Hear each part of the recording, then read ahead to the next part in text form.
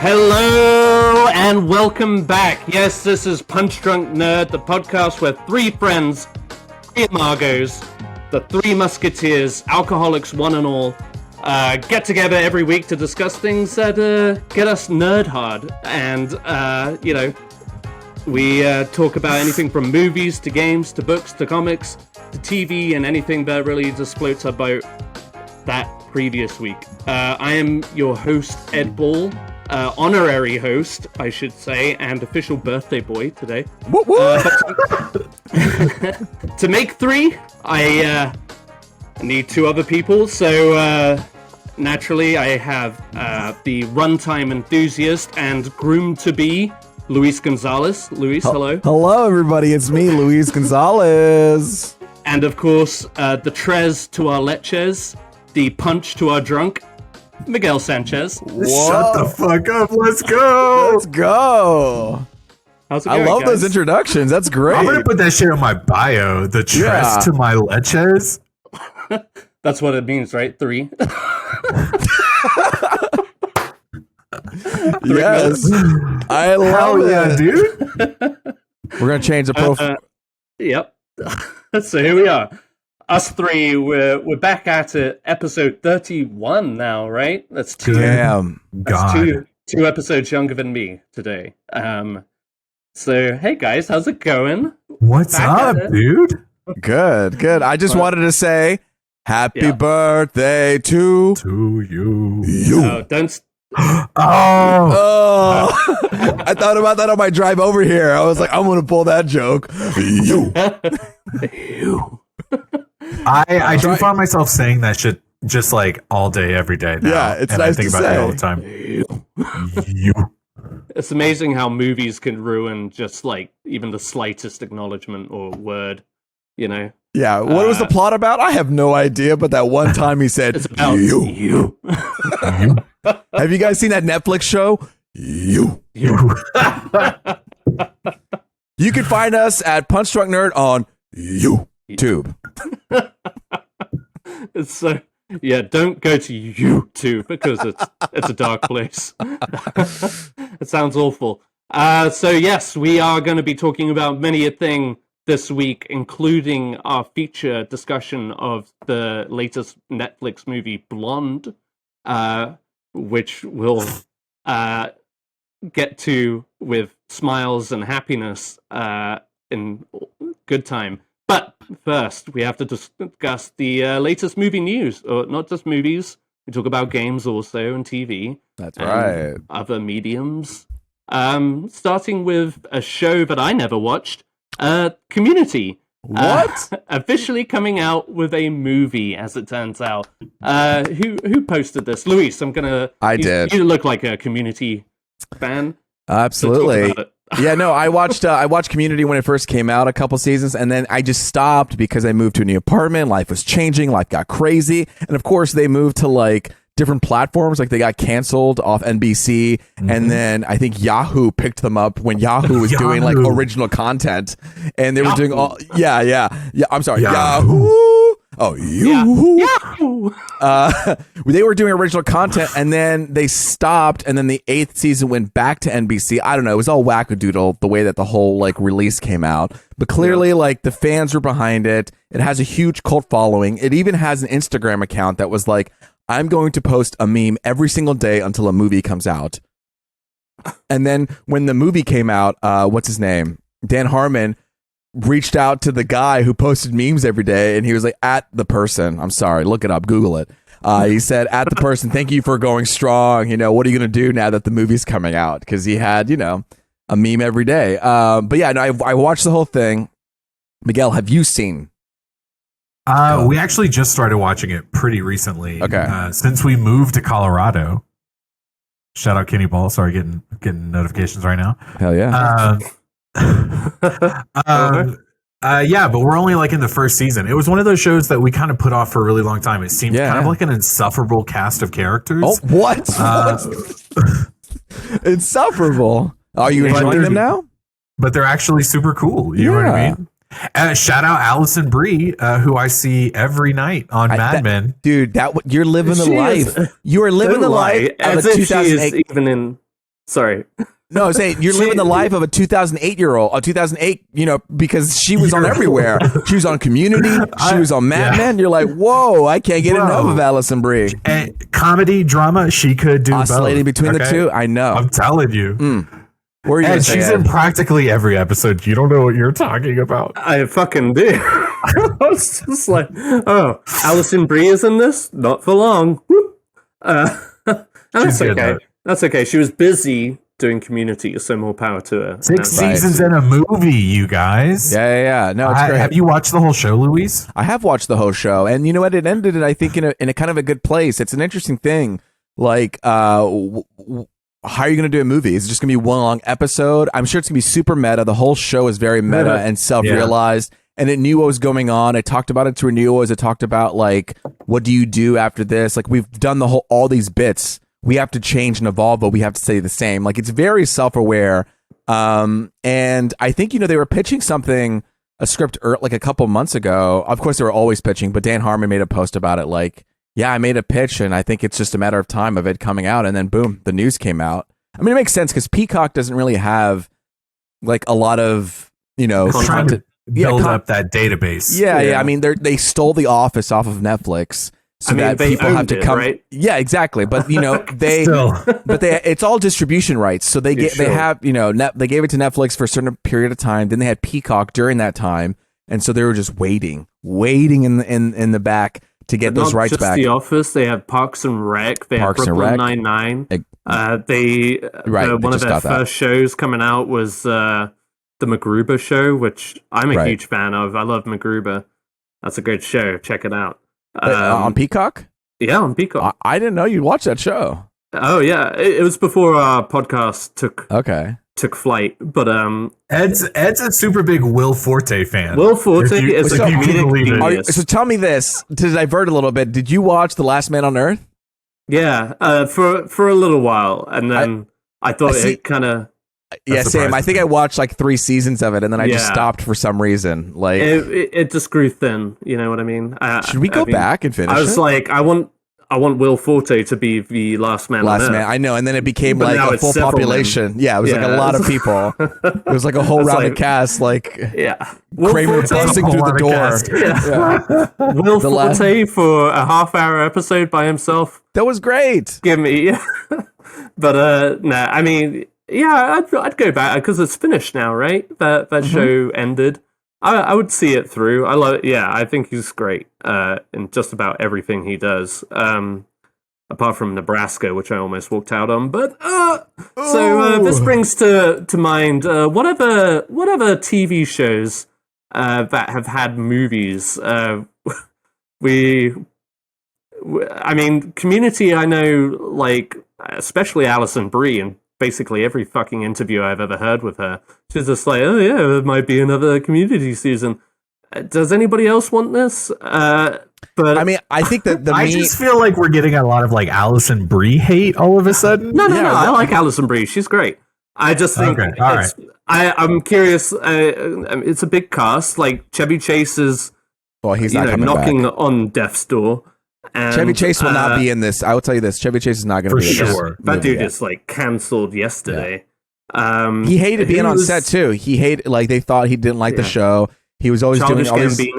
But I tell you this: he was incredible at making pratfalls in the show. Every time he falls down, he does a very good job of it. Physical comedy, 100. Let's give. Punch Drunk Nerd gives it a 10. No, every time he falls down, that's an Emmy. Okay. The one time he falls on the drum set, amazing. Masterpiece. What's the main guy who used to have that like Joel McHale? He's not doing anything else. He was in the fucking Bear for a minute. Not that it improved it. Was he? Yes, he was. He was in there for a second. He was dude. He was like the scary flashback head chef who was a dick. Yeah. He also the brother who died? No. He was the main guy. He was like apprenticing to. He was the head chef, and he was just like, do you even like cooking? You hate cooking. You suck at it. You know that? It's like, yeah, chef. You know, shit like that. And then whatever. Again. Joey McHale. Yeah, there was also he was the host for what was that line? The Tiger show, the Tiger being the Tiger that everyone talked about, the Netflix, the Tiger King. Tiger King.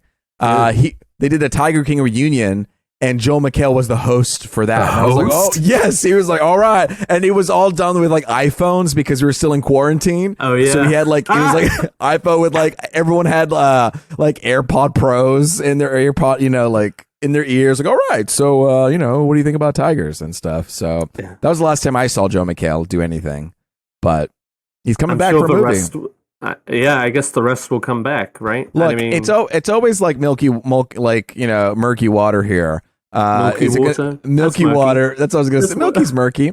It's murky water. Yeah. It's always high expectations when a movie comes out from a TV show, I think. Sure. I like Dan Harmon. I think I enjoy Rick and Morty. I enjoy his stuff. He's great. So he'll be super self-reflective about it. And we were talking about other shows. I mean, The Simpsons did it probably too late in their in their lifeline, but they did it. Breaking Bad obviously had one that went straight to Netflix. El Camino, the Bob's Burgers one that came out this year, which they're already on to their new season, and almost seamlessly, it's like there was their movie. It was great. But let's move on. Did they take into account anything that happened in the movie in the new season, or no? Like nothing. Not yet, at least. Okay. No. And that's okay. I mean, yeah, I'm fine with that too. Jimmy Pesto is not a part of the cast anymore, but that's because the voice actor was like a MAGA guy. Oh, I didn't know that. The guy that plays Jimmy Pesto was a MAGA guy? Yeah. Where was Jimmy Pesto January 6th? I want to know. Ooh. That the thing. The event. Wow. The event apparently coming to NBC. Or just very vocal about it. But I would have thought John H. Benjamin was just the cast. The whole cast. He was Jimmy Pesto is who I thought. That's good. That's Bob. Yeah. Hey, the odd one out actor turned out to. What can you do? Yeah, exactly. So I hope it's a good movie. I've never been on the Community train. It's a good one. You should check it out. I think it's. You think this is going to come straight to streaming? I mean, 100%. It has to, right? Probably, right? I kind of expect it to feel a little bit like a cash grab. You know what I mean? Like every single one of them are. I mean, most of the cast is like pretty famous now. You know what I mean? And it's just like, we'll come in. It's paying homage to what has become essentially a meme, because in the community, Abed, what's it called? Drop the Facebook. No, in Community, Abed talks about 6 seasons in a movie. 6 seasons in a movie, and everybody picked that up. So now it's just become like a thing bigger than itself. So cash grab or not, it's just like meme fulfilling. Fulfilling a prophecy that's been foretold. People will watch this. People will watch it. It's a guarantee. Just like with the Bob's Burgers or whatever movie, like there is a solid fan base that clearly crazy enough fan base to watch it. Yeah, exactly. Speaking of fan bases, anybody here a fan of Tom Hanks? Anybody? Me, Miguel. Yes, I love Tom Hanks. Me too. You guys like Tom? Yeah, I like Tommy. He's great. Tommy Hanks. Yeah. Well, Tommy, in a recent interview with whatever magazine, he was trying to promote a new book that we'll never read, but he just offhandedly mentioned that he's made about 4 pretty good movies, and I just thought that would be a fun little topic. What 4 movies do you think he's referring to, and/or would you think were those 4 movies? Oh. Oof. I've got mine, obviously. Hit yours up. You're the birthday boy. Birthday boy first. So we got to talk about the classic Saving Private Ryan, Luis. I know you haven't watched it because you would have told us you had. That's true. I haven't seen it. There was a night. Exactly. Remember, I said long ago, I was like, "There's one night that I have dedicated to watching it on the big screen."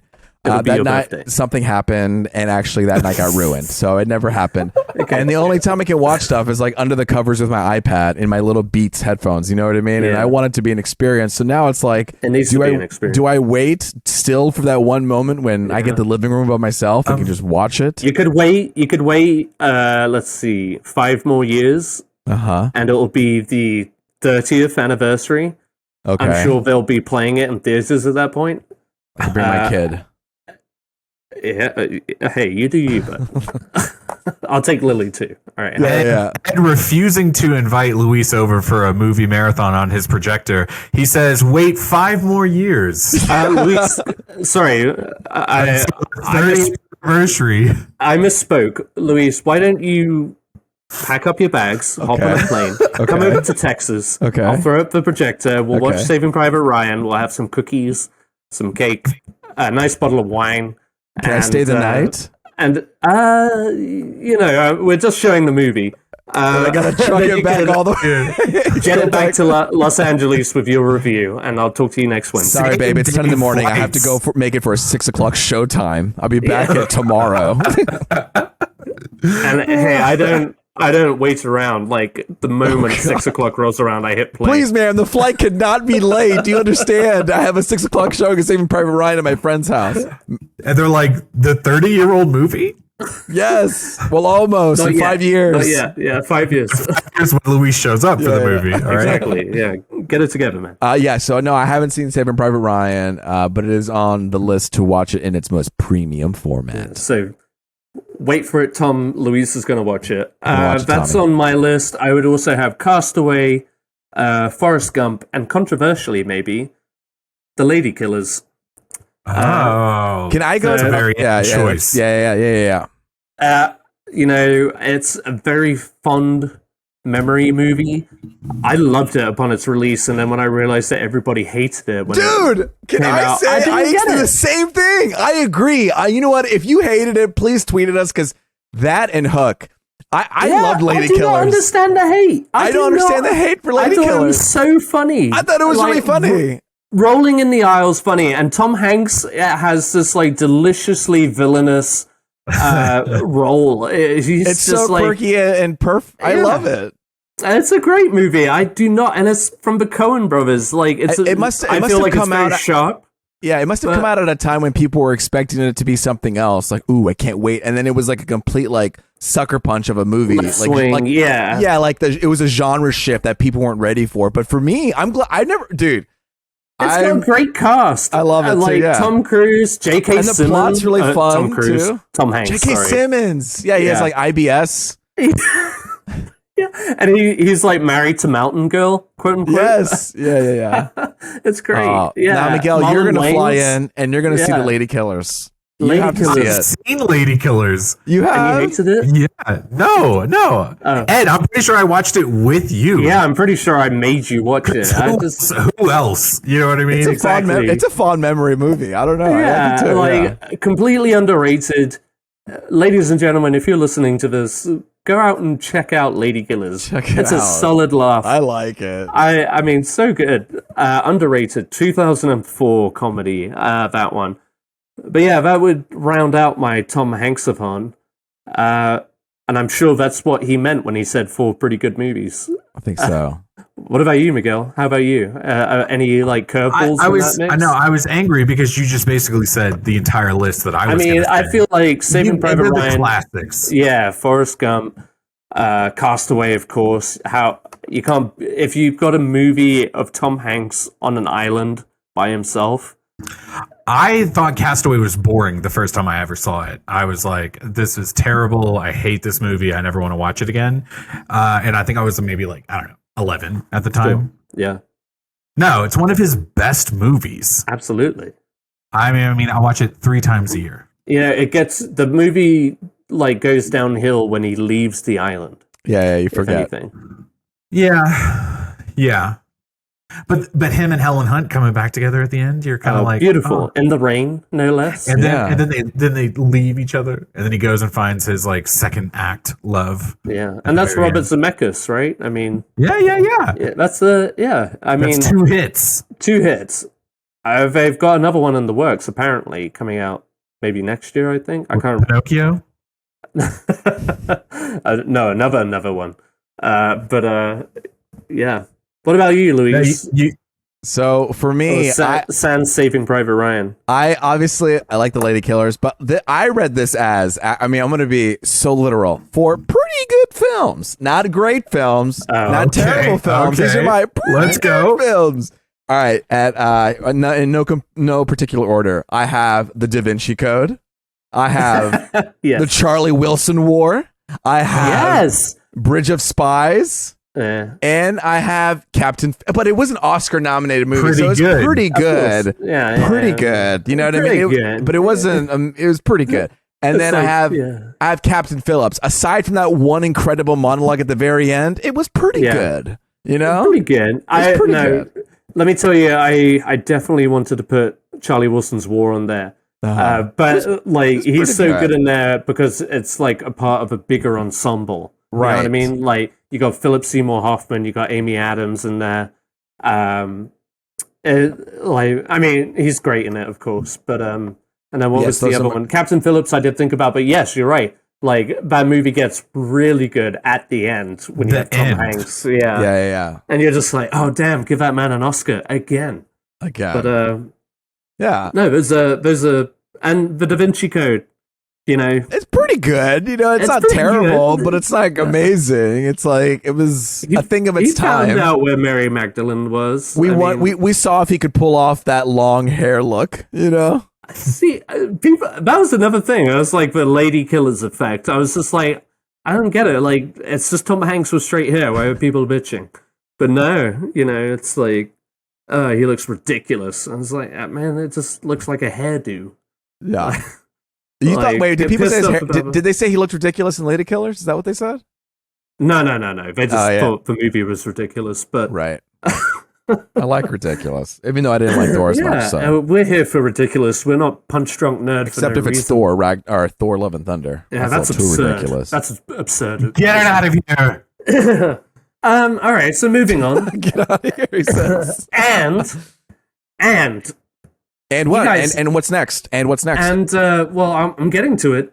Yorgos Lanthimos, we all know him, director of one of my favorite movies, The Lobster, along with The Favorite, and Killing of the Sacred Deer, Dogtooth. He's, yes. Excuse me. A Greek director, I think. Just throwing that out there. Yorgos. Sounds pretty Greek to me. His next movie is literally titled And they have casted Jesse Plemons, Emma Stone, Willem Dafoe, and Margaret Qualley. And that movie is due to shoot next month. I think set to release next year. What's the Very plot? Exciting. I do not know. We don't know. Being kept under wraps. Actually. This is definitely one of those, like, this is the director, you're going to see it. You know what I mean? Like, Wes Anderson's in a movie or directing something, Quentin Tarantino's directing something. Don't tell me what else. I'm going to be there. Yeah, Yorgos Lanthimos is definitely like one of the most interesting directors right now, and he definitely collaborated with A24 on occasion. It's funny, these specifically Lobster. But we're getting a lot of like interesting directors coming up. You know what I mean? Yeah. We got and then it's cool. and what? And the rest. The rest of the interesting group. Yeah. And Eggers, right? Can I say? Yeah. Also interesting. Also worked with A24. Speaking of, and Robert Eggers, as we know from The Witch, the Northman, and The Lighthouse. This has been a passion project of his for some time as a remake in so many uncertain terms of Nosferatu. I was reading somewhere it said like maybe a follow-up. Let's see. It could be. It would have helped if I had read the article, but I was just excited about him, like, because this movie was definitely up in the air. This was supposed to be his next movie after The Lighthouse, and it didn't pull through, and he ended up doing The Northman instead. It's interesting because he was The Northman, I think. It had Universal attached to it. This is a Focus Features distributed movie. Focus Features is owned by Universal, and Universal is distributing it globally while Focus is distributing it domestically. Either way, what I'm trying to say is that this Nosferatu is under the umbrella of Universal, and Universal is known for its like monster universe, you know? Yes. So I wonder if they were like, yes, this kind of aligns perfectly. You know, we brought you in for the Northmen. We like your style. You wanted to do a vampire movie. We got monsters. So we can, this is our like independent monster, keeping to our like profile. You know what I mean? Yeah, absolutely. And he's working with the brother of Alexander Skarsgård, Bill Skarsgård, famously known as It, Pennywise the Clown, and then also Lily Rose Depp, daughter of Johnny. Now, is Stellan Skarsgård their dad? Yes. Yeah. Okay.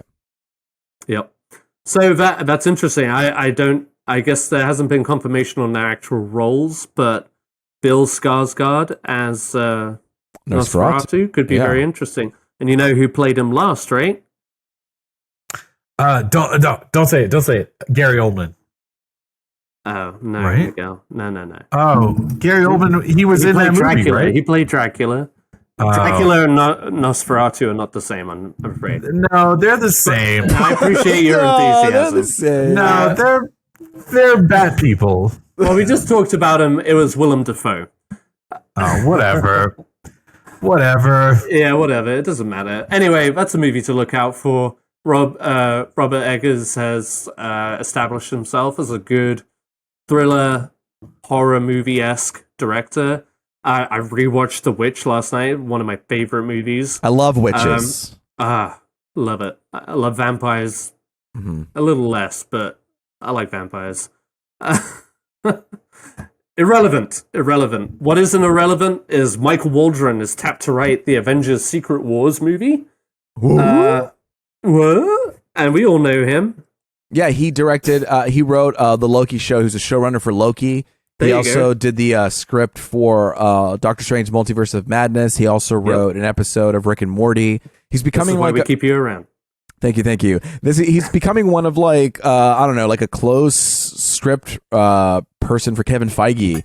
It seems like he's kind of somebody that he can depend on, to lean on, to kind of push through the cinematic universe that he wants. You know, I feel like the Russo brothers were that for him, where they're able to like play game and play ball. You know, they bring in directors and writers to say, kind of do what your thing. But Secret Wars is a huge thing because it's bringing everything together.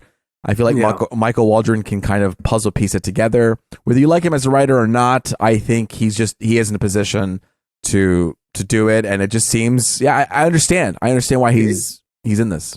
Okay. He's clearly got his finger on the pulse as far as this goes.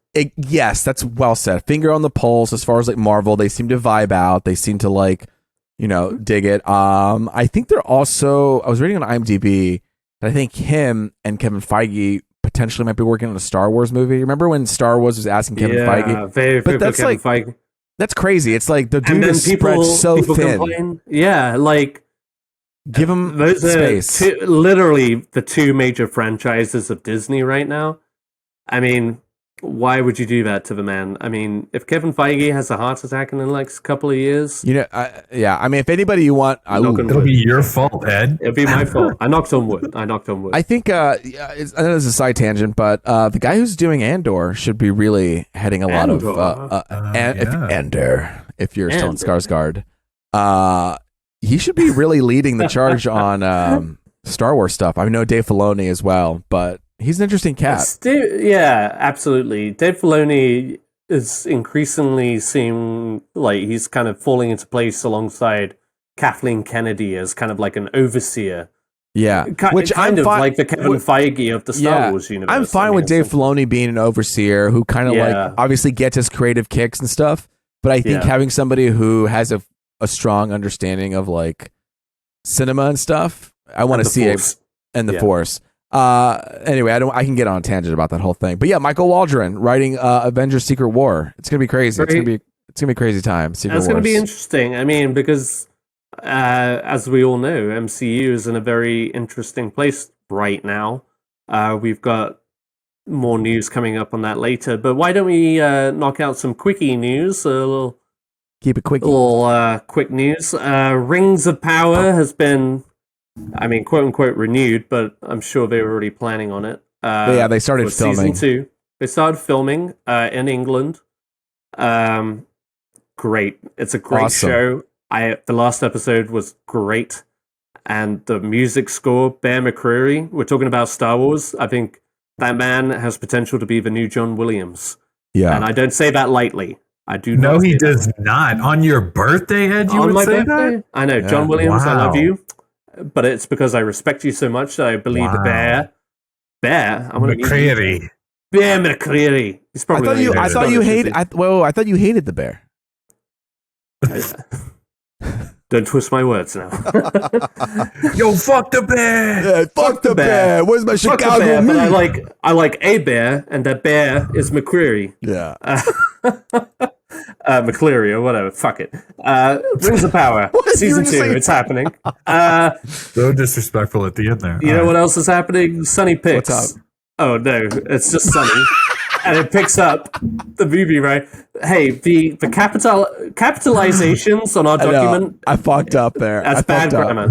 I fucked up. So I set you up for failure. Sunny picks. Old Sunny picks. Hey, movie. Right. Hey, Sunny. It's pronounced. Tarzan. It's pronounced Sony. Sony. Oh, Sunny. Sunny. Not very Sunny, Jim. So guess what? We're gonna get another Tarzan movie. Is all that Sony led to? Yep. Tell me more. Another. No, that's it. This quick news, we're Miguel. on like a main Skarsgård theme tonight because Alexander Skarsgård played the last movie iteration of Tarzan, didn't he? Yeah. I never saw that movie. Neither did I. You know, here's another movie I might never see is El Muerto. Which found its director. Is this an MCU movie? It's a Sony. It's a Sony Marvel movie, yeah. Sony. It's in the Spider-Verse, quote unquote. That's right. That's right. But this is Bunny. Bad Bunny. Yes. We talked about this a couple of months ago. Yeah. Okay. Ed, you saw what was that train movie with Brad Pitt? It's the Bad Bunny train with Bullet. The Bullet train. Train. Yeah. What did you think about Bad Bunny in that? Was he funny or good or scary or what? He was in it so briefly. Oh no! But you had an opinion, even briefly. My opinion was that he was in it too briefly. Oh, so you liked him? I mean, he barely had any time to. He was dead within an instant. Spoiler alert! Wait, basically, what you saw in the trailer is what you see. He shows up. He's Fair enough. And then he gets killed. And the fight, he does that one look. So quick and blurry, you barely know what's happening, and then boom, he's dead. He made more of an impression in like music. Yeah, music. I might be thinking of the SNL one that he showed up in, because like him and this chemistry that he had with this other singer, like they literally looked like they were about to fuck on stage, and I would have been there for it. But they did not, alas. But not and so then much. he was cast in Bullet Train. And then later El Muerto. And later El Muerto. But it found its director in Jonas Cuaron. You know who that is? That's the son of Alfonso. Yeah. Alfonso, right? Yes. Dude, that blew my mind when I saw that. He did. He directed a short. I think it was like a short based off of. I don't know. It was like a complimentary thing to Roma, if I'm not mistaken. I might be mistaken. That makes sense. Anyway, he's established. I've seen his work before, so that is interesting. And the Curons. And let the audience know, if you're not aware, like who his father is. Let's some movies that he's made. Famous director of Y Tu Mama Tambien, Children of Men. Yes. Harry Potter and the Prisoner of Azkaban. Gravity. Mm-hmm. Thank you, Miguel. He also did a Little Princess. Little Princess. Very good movie as well. That was a very good movie. Yeah. You're right. And Roma, right. Roma. His son helped him write Gravity, I'm pretty sure. Like they wrote that. I think together. so. Yeah. And that was like the first time he was kind of like being brought onto the scene. Because I remember being like, whoa, there's another one. Like I said, yeah, I'm pretty sure. Maybe Gravity was the one I was thinking of. He did a short film that tied into Gravity, but wasn't like it's like an outpost, some like desolate place where they saw the ship and the that's right, satellite crashing. Wait, there's a short. It was like Inuit. Oh my god, I want to watch that. That's really cool. Yeah, look it up. I totally forgot about that. Yeah, they released that shortly after I think Gravity hit theaters. Okay. It's a nice little tie-in. It's like it ties into the end of a movie where, like I said, the pieces of the satellite and the ship that Sandra Bullock is escaping on kind of break into the Earth's atmosphere. Okay, do you want to know what the name of that short is called? Gravity. God. Some weird ass name you'd never know. It's like called Anin Jack. Anin ANIN GAAQ. Anon Jack? Anan? Maybe that's like the character or something. Yeah, but come on, get off of it. Like that name is ridiculous. I was gonna say, have you guys seen Gravity recently? Like, no, not in a long time, and I regret that. I'll tell you this: we saw it in IMAX. I mean, Ed, I'm pretty sure you were there too. Yeah, IMAX 3D may have been. Yeah, and it was like awesome. I remember feeling I'm on the edge of my seat, falling into space. It was a great experience. I've watched it a couple times since. I have it on Blu-ray. I've watched it on HBO. When movies needed like an excuse to make 3D, the CGI is like it's a little touch and go. The Earth shots look really good. Not so much anything else, and the dialogue's terrible. Oh, no. Hey, now. There's a lot of stuff that looks good in that movie.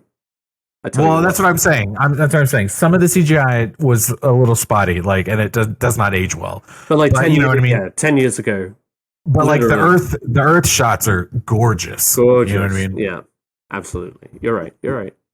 When you're right, you're right. And it was also the movie that Sandra Bullock probably should have got an Oscar for instead of that other one. Whoa! Like Blindside, you mean?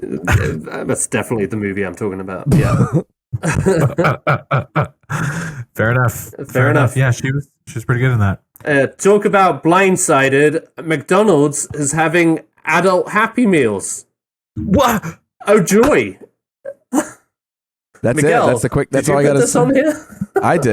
No, I didn't. And fuck you for assuming. Okay. Hey, we all like a good Happy Meal. God damn it! I just tried to feel a little bit of joy in my life. No, I didn't. I assumed this was you. No, it was me. It was you. Me. Luis. Well, then you need to take this one. I don't know. I mean, this shit sounds dope. I mean, do we still get a toy? You get a toy. I mean, that's the whole point of the Happy Meals. You go in there, you get a toy. They give you these really fucked. The Happy Meal. You get a real fucked up toy. I tell you that. It's like I don't know. It's the same characters. It's all these characters that you know and love, and they've got their eyes, and then they have eyes above their eyes. Yeah. Have you seen this? Like Jack Sparrow in that one movie? Yes, exactly. At World's End. And then no, it was Dead Man's Chest. It was Dead Man's Chest. You mean Doctor Strange? And Doctor Strange. Multiverse of Madness. Yeah. You mean the Big Panther? Got that third eye. No, but yeah, and then there's then they also made like a new character too, who looks like a what's it called, Chicken McNugget that's like been melted in a campfire, and it's got these two eyes. It's really scary looking, but I didn't want to say much about it. There's Happy Meals, bada boom, bada bang, quickie news. All right. Well, talking of McDonald's, there was a new Black Panther trailer. Wakanda Forever. What does McDonald's do with Black Panther? Nothing whatsoever. Hell yeah. But I tell you what else didn't happen. I didn't watch this trailer because I refused to. Oh, so okay. That's understandable. I'm gonna let you two discuss it real quick. I'm gonna let Miguel lead this one. All right, so I'm gonna tune out. I won't spoil. Yeah. I won't spoil. No, I need you to wave frantically when you're done. When it's time for me to spoil something, you know what I mean, Ed? I'll be like, Ed, get off. All right, don't spoil it, goddamn thing. No, all I'll say, the first thought I want to say is, Ed, you are kind of right not to watch this trailer, only in the sense at that the first Black Panther teaser that we got was perfect. Yeah. You know what I mean? It was, I was telling Kristen, like, top 5 MCU trailers Ever. of all time. You know what I mean? Which I also think, Ed, I know you love lists, maybe next week or so. We should put together an MCU trailer. That's crazy. We would have to. I mean, that's a lot of narrowing down because. We could do it. We could do it. You know what I mean? It's not like baby. I know the third Ant-Man trailer. You know, I'll make a list out of anything. The welcome back to the movies trailer. It's not even for a movie. It's just like we're back in theaters, baby. Right. That one trailer is so good. Okay. Beautiful. When Nicole Kidman walks into that AMC. I thought you were talking about heartbreak feels good in a place back. Like this. We're about to be in the movies again. I did think, Luis, did you see the trailer? I did see the trailer, yeah. I don't think, Ed, that it really gave too much more away. I don't really think it did. It just kind of like gave you like a slightly different shade of the movie. You know what I mean? Yeah. It would say it would say it's kind of this, it keeps things still like there's really only like 2 focal points that they're really trying to get across. There's no real connecting dots where you feel like, you're telling me the story now. You know what I mean? It's still kind of vignettes and moments of like, so it still highlights that, but it's not like that soundtrack that we had in the last one where it perfectly seamlessly rolled into another one. And it had that one quote by Angela Bassett when she's doing that like speech. Here, I think it has a little bit more talk. Honestly, I don't really remember. I'm like scrubbing through it. I don't really remember the language and stuff. But so as far as Angela Bassett, she talks about how there's whispers that we've lost our protector, which I thought was a really good line. And then also, I'm blanking on the actor's name, the guy that plays M'Baku. Mm-hmm. He has a really good line about. He explains what the people, the Atlanteans or whatever, that Namor's people are, what they call him. They call him like the reptile, the feathered reptile or whatever that is in that language. And he says that if we kill him, like we risk eternal war. And it's a really good delivery there too. So those are like the 2 best lines of the trailer. But we also get a quick shot of Riri Williams. Oh. You knew Riri Williams is coming, but so my biggest thing is just like I don't want to know who the new Black Panther is. They don't. So I won't tell you that. We won't tell you that. Yeah. I don't know. I already have like a solid idea because the internet cannot help itself. But Riri Williams is going to be the Ironheart. Ironheart. So she is given a little bit more time to shine in this trailer. She actually has a line of dialogue as well as like, you see her suit. And keeping in mind, like I think a lot of people were kind of like, "What is this?" You know what I mean? Because she kind of has more of like an Iron Man look in the comics as far as like the suits that go beyond the prototype. Yeah, this movie is definitely like her prototype, like Mark 1. She'll get version. there, yeah. And it is very bulky. It looks like one of those. Oh God, Luis, what's that video game? Maybe kind of like Doom or Fallout. It's like one of those. It's just like a very clunky suit, like a mecha suit or something like that.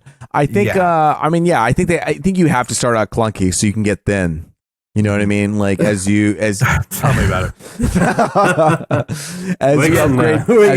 As you upgrade technology, you know, you want to get that final Ironheart look, but you can't start out from the get-go, you know. No, and this is not her show, it's not her movie, it's like her intro. So like let's see, like so many heroes before her in other movies, like exactly. The only other person who got a little more shine and I'm super excited about is Michaela Cole. She is like a Dora. What's the Dora Milaje or whatever? I can't tell. She's like somehow kind of involved with them, but she also dresses differently. So it's like she's like a different tribe, like field. I don't know. Maybe like her rank is higher or something. That's what I mean. Like a different sect or whatever of the branch. You know what I mean? But she's got a couple of quick shining moments of where she's being a badass. And I'm super looking forward to it. So, Ed, my biggest takeaway would just be like it gave us a little bit of a different look, but not too crazy. I wouldn't say too crazy. If you wanted to only watch that first trailer, no one would hold it against you. After that first trailer, I was just like, there's so much riding on this film, both like emotionally, but also canonically. I just don't want to cloud my expectations by making assumptions, whatever. Like you said, that first trailer was just perfect. It emotionally hit all the right spots. Like, I'm already going to go see this movie. Exactly. And I want to embrace it as it is, and all the surprises therein, I would love to just keep that way. Zero expectations. Yeah, I know. There's a lot of time. The internet is capable of a lot of things between now and then. But I'm very much looking forward to this and seeing what they do with the story and the characters. And tickets are on sale now too. They are on sale. Yeah, so get your tickets. Luis, did you get yours yet? I did get my ticket. I'm seeing it on Friday. I'm seeing it on November 11th on IMAX at 8:15. IMAX. Yeah. That might be kind of a good one. Even if it's not like super IMAX-y, that might be. It really worked out. Like I usually I talk about Dolby, but my Dolby's a smaller theater, so I got booked up real quickly, and so the only option I had was IMAX. It had a lot more seats, and I want to see a premium format. And also, I had another thought. Getting tickets was not as hard as it has been for Thor and Doctor Strange. I waited in super long time. Doctor Strange around 10 a.m. Thor, I couldn't even get it. Sarah had to go into like AMC and actually get the tickets because at 12 I was still having trouble. But Black Panther at like 8 a.m. I got the tickets pretty easily. Worth it, right? Yeah, so I don't know. I don't know if they fixed the servers, but it was a lot easier to get tickets this time around. They braced themselves, I guess. Yeah, they did. Maybe. But yes, I will hopefully lock down my tickets soon. I also haven't said this either, but like if you, they were hinting this happening in Endgame when there's a meeting with like what's it called? Natasha. After the blip. Yeah, Natasha. Yeah. After the blip, Natasha, she like brings like Miss Marvel or Captain Marvel. The holograms, and they're saying there was a disturbance underneath. What's it called? Wakanda. We'll look into it, and I think they're saying this is what's tying into that. Yeah, that was like the very first mention of name. The most obvious thing, and this is one thing that I have picked up, is that they are definitely just embracing the fact that not only Chadwick Boseman passed away, but in the storyline, T'Challa too also passed away. Yeah. So that's going to be very interesting to see how they go about that. Are we going to see footage of Chadwick Boseman that hasn't been seen before or whatever? I'm going to say no. That's my bet. I feel like the easy answer is yes, but I'm gonna be daring and say no. I don't think they're going to do like anything as wild as like CG generated. But I do, like, if they were going to do something, I would say it would be similar to what they did in Black Panther, the first movie, where T'Challa went into that realm of ancestors, and whatever footage they have, they plant him in that. Because they do have him as a credited role. I don't know, maybe that's just purely because of the imagery. Like, absolutely. They have that in the trailer, I remember... They have that mural of him, yeah. Maybe that'll be that, and they'll leave it at that, which I'll be perfectly fine with. You already know you're walking on like treacherous waters if you. It might be like a Fast and Furious situation where like he just kind of gives a look. Or the Rise of Skywalker, even with Carrie Fisher.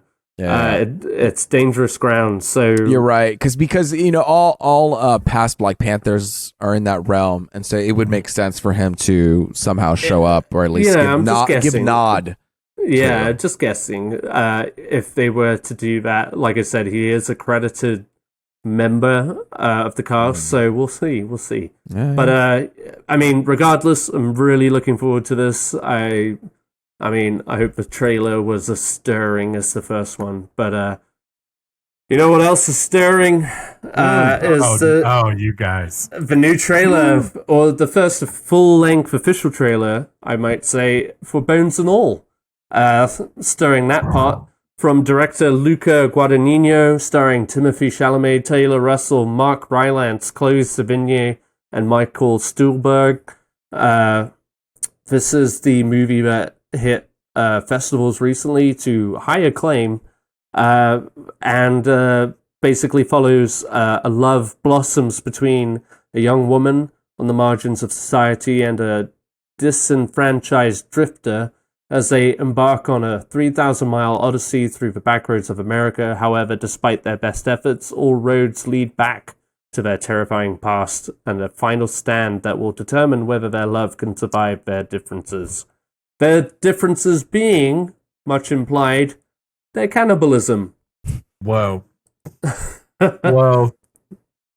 So this trailer was definitely more gritty than the first look that we got a couple of months back. Definitely a very fine line between this kind of like road trip coming of age love story / horror film. I mean, you guys might have some differing opinions, but I'm like already kind of obsessed with this movie. I think it looks gorgeous. I think Luca Guadagnino is a very interesting director. Timothée Chalamet obviously is a very talented actor.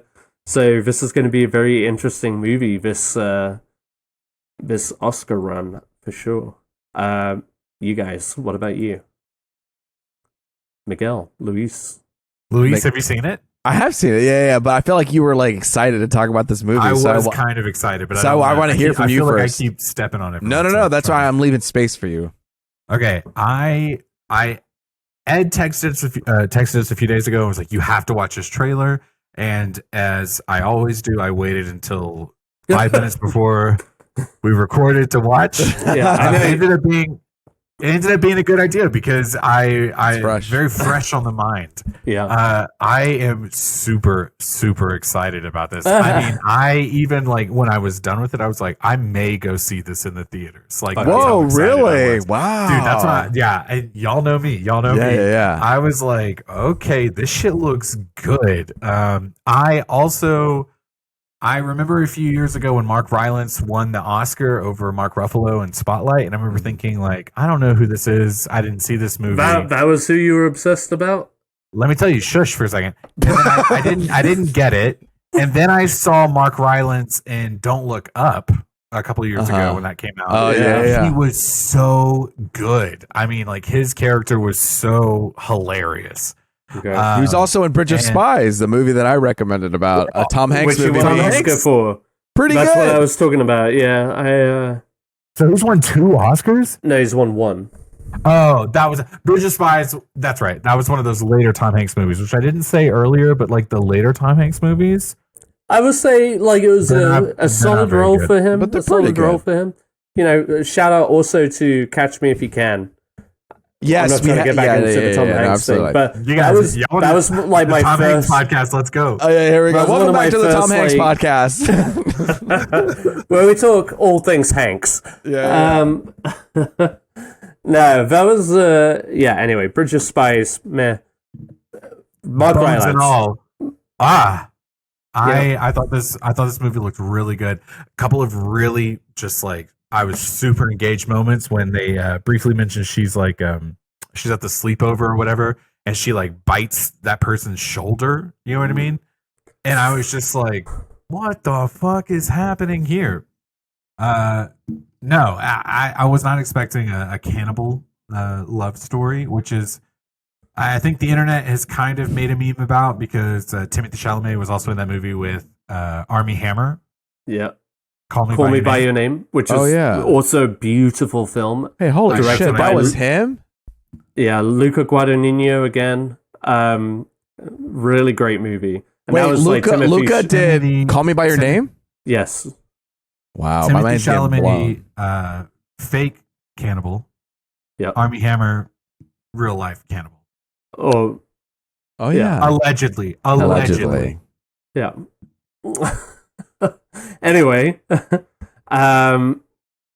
this it's currently sitting at 90% on Rotten Tomatoes. Wow. And Luis, you'll be glad to know it's only 2 hours and 10 minutes.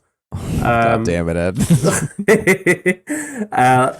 But yeah, I mean, Luis, you were intrigued. Yeah, I liked it. I was actually. It's funny you bring up Mark Rylance because I didn't know he was in this movie, and when he showed up, I was like, "Oh shit, that's cool. He's going to be in this." Good too. He looks good in it. It reminds me of the. I don't know why. Good. He looks good. Good. There was Marky. this show, The End of the Fucking World, that came up on Netflix. Yes, and it gave me kind of the similar. He's in that?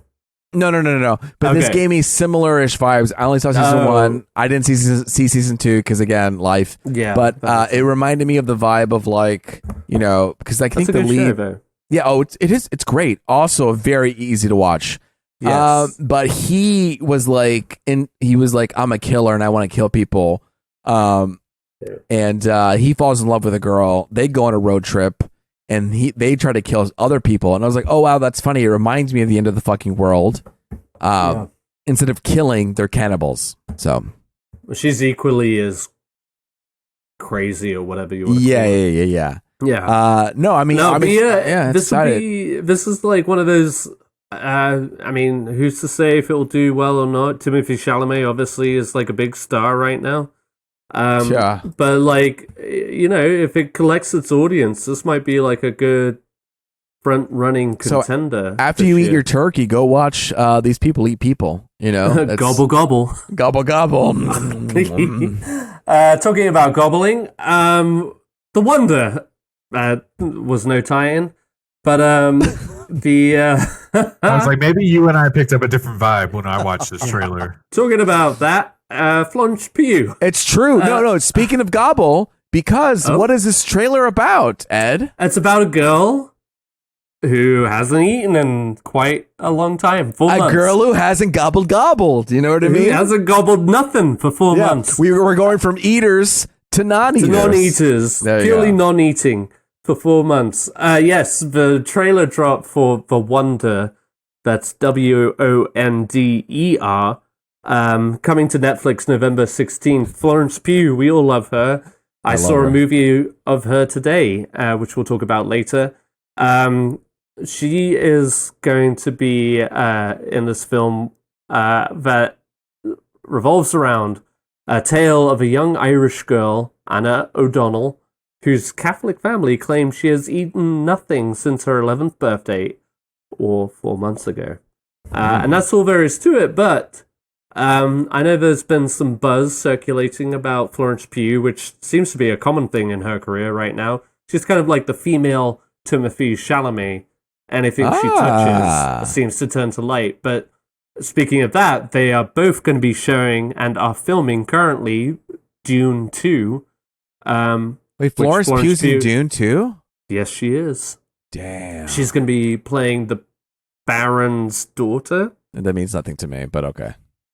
Check out the movie, Luis, please. I've seen the movie. Oh, check it out again, please. You didn't like it? Wait. You didn't like it? I felt like it was an incomplete movie. It ended, and I was like, obviously, that's why I said part 1. Yeah, I know, but complete the movie. You know what I mean? Like, I guess I should have just waited till part 2 comes out. I can watch 6 hours of the Dune. Did you watch Fellowship of the Ring? No, he didn't. So I saw guess you have Fellowship of the a real Ring. problem with parts. I saw Fellowship of the Ring. Excuse me, sir. Okay, I know it's your birthday, sir. No, I saw Fellowship of the Ring. I feel at this point that Ed just sees me and Luis as one person. Yeah, I mean? And you guys don't watch anything. What's the point? Wait, what's a movie? What's a movie? I just go on TikTok all day. We were discussing that you weren't as I guess as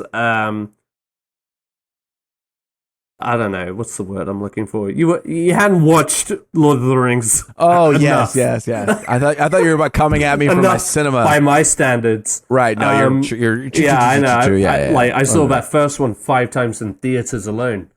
Yeah. But anyway, okay. Anyway, pro. All that to say, let me ask you guys this. Yeah. And I did just Google it. Okay. All right. How long can you go without food? Like how you personally, and also just like in general, a human being. A day. 1 day. Ed, you're saying you go 2 days no food, you're dead. I just said a day. So I was trying to give you like a grace period. You're telling me after one day? I don't think. Well, yeah. I mean, are we talking like by evening of the first day? Yeah. Do I get some rumblings in my tummy? Yeah. Not rumblings. I'm sorry. I'm not. How until you were like on your deathbed? How long can you go without food? I mean, that's down to science, wouldn't you think? But I've got a lot of tum, so I imagine I've got a week. I got a week tops. At best. 7 at best. Days. 7 days? That's really impressive. If I can drink water, are we testing this? You can have water, no food. Okay, so when this movie comes out, the 7 days prior to this, I will stop eating, and I'll let you know. I'll let you know, Luis. I mean, listen. I grew up as a Catholic. All right, so we had a fast for a fucking day. So I know I can do a day, bruh. But after that, no, I don't think a day is doable. A day is doable, man. A day and a half, I have to eat. I mean, I'm quitting after that. Wow. What about you? You never go longer than a day? No, I absolutely get hangry. I just think parameters being until you're on your deathbed. On my deathbed? I mean? Okay, I guess 2 days then. 2 days? Yes. What do you expect? Let me tell you. What do you expect out of me? I'm just surprised. And let me tell you this. I get hangry by the afternoon. You know what I mean? Like I had a light lunch and I'm hungry. And I'm mad. Okay. I'm just surprised because of the number that Google told me. Okay. I Googled how long can you go without food in general. What did they say? What did Google say? It is likely that a person could survive between 1 and 2 months without food. Oh, 1 to 2 months? I thought it would be like 14 days or something like that, like max. Yeah. 1 to 2 months without food, assuming I guess that you have water.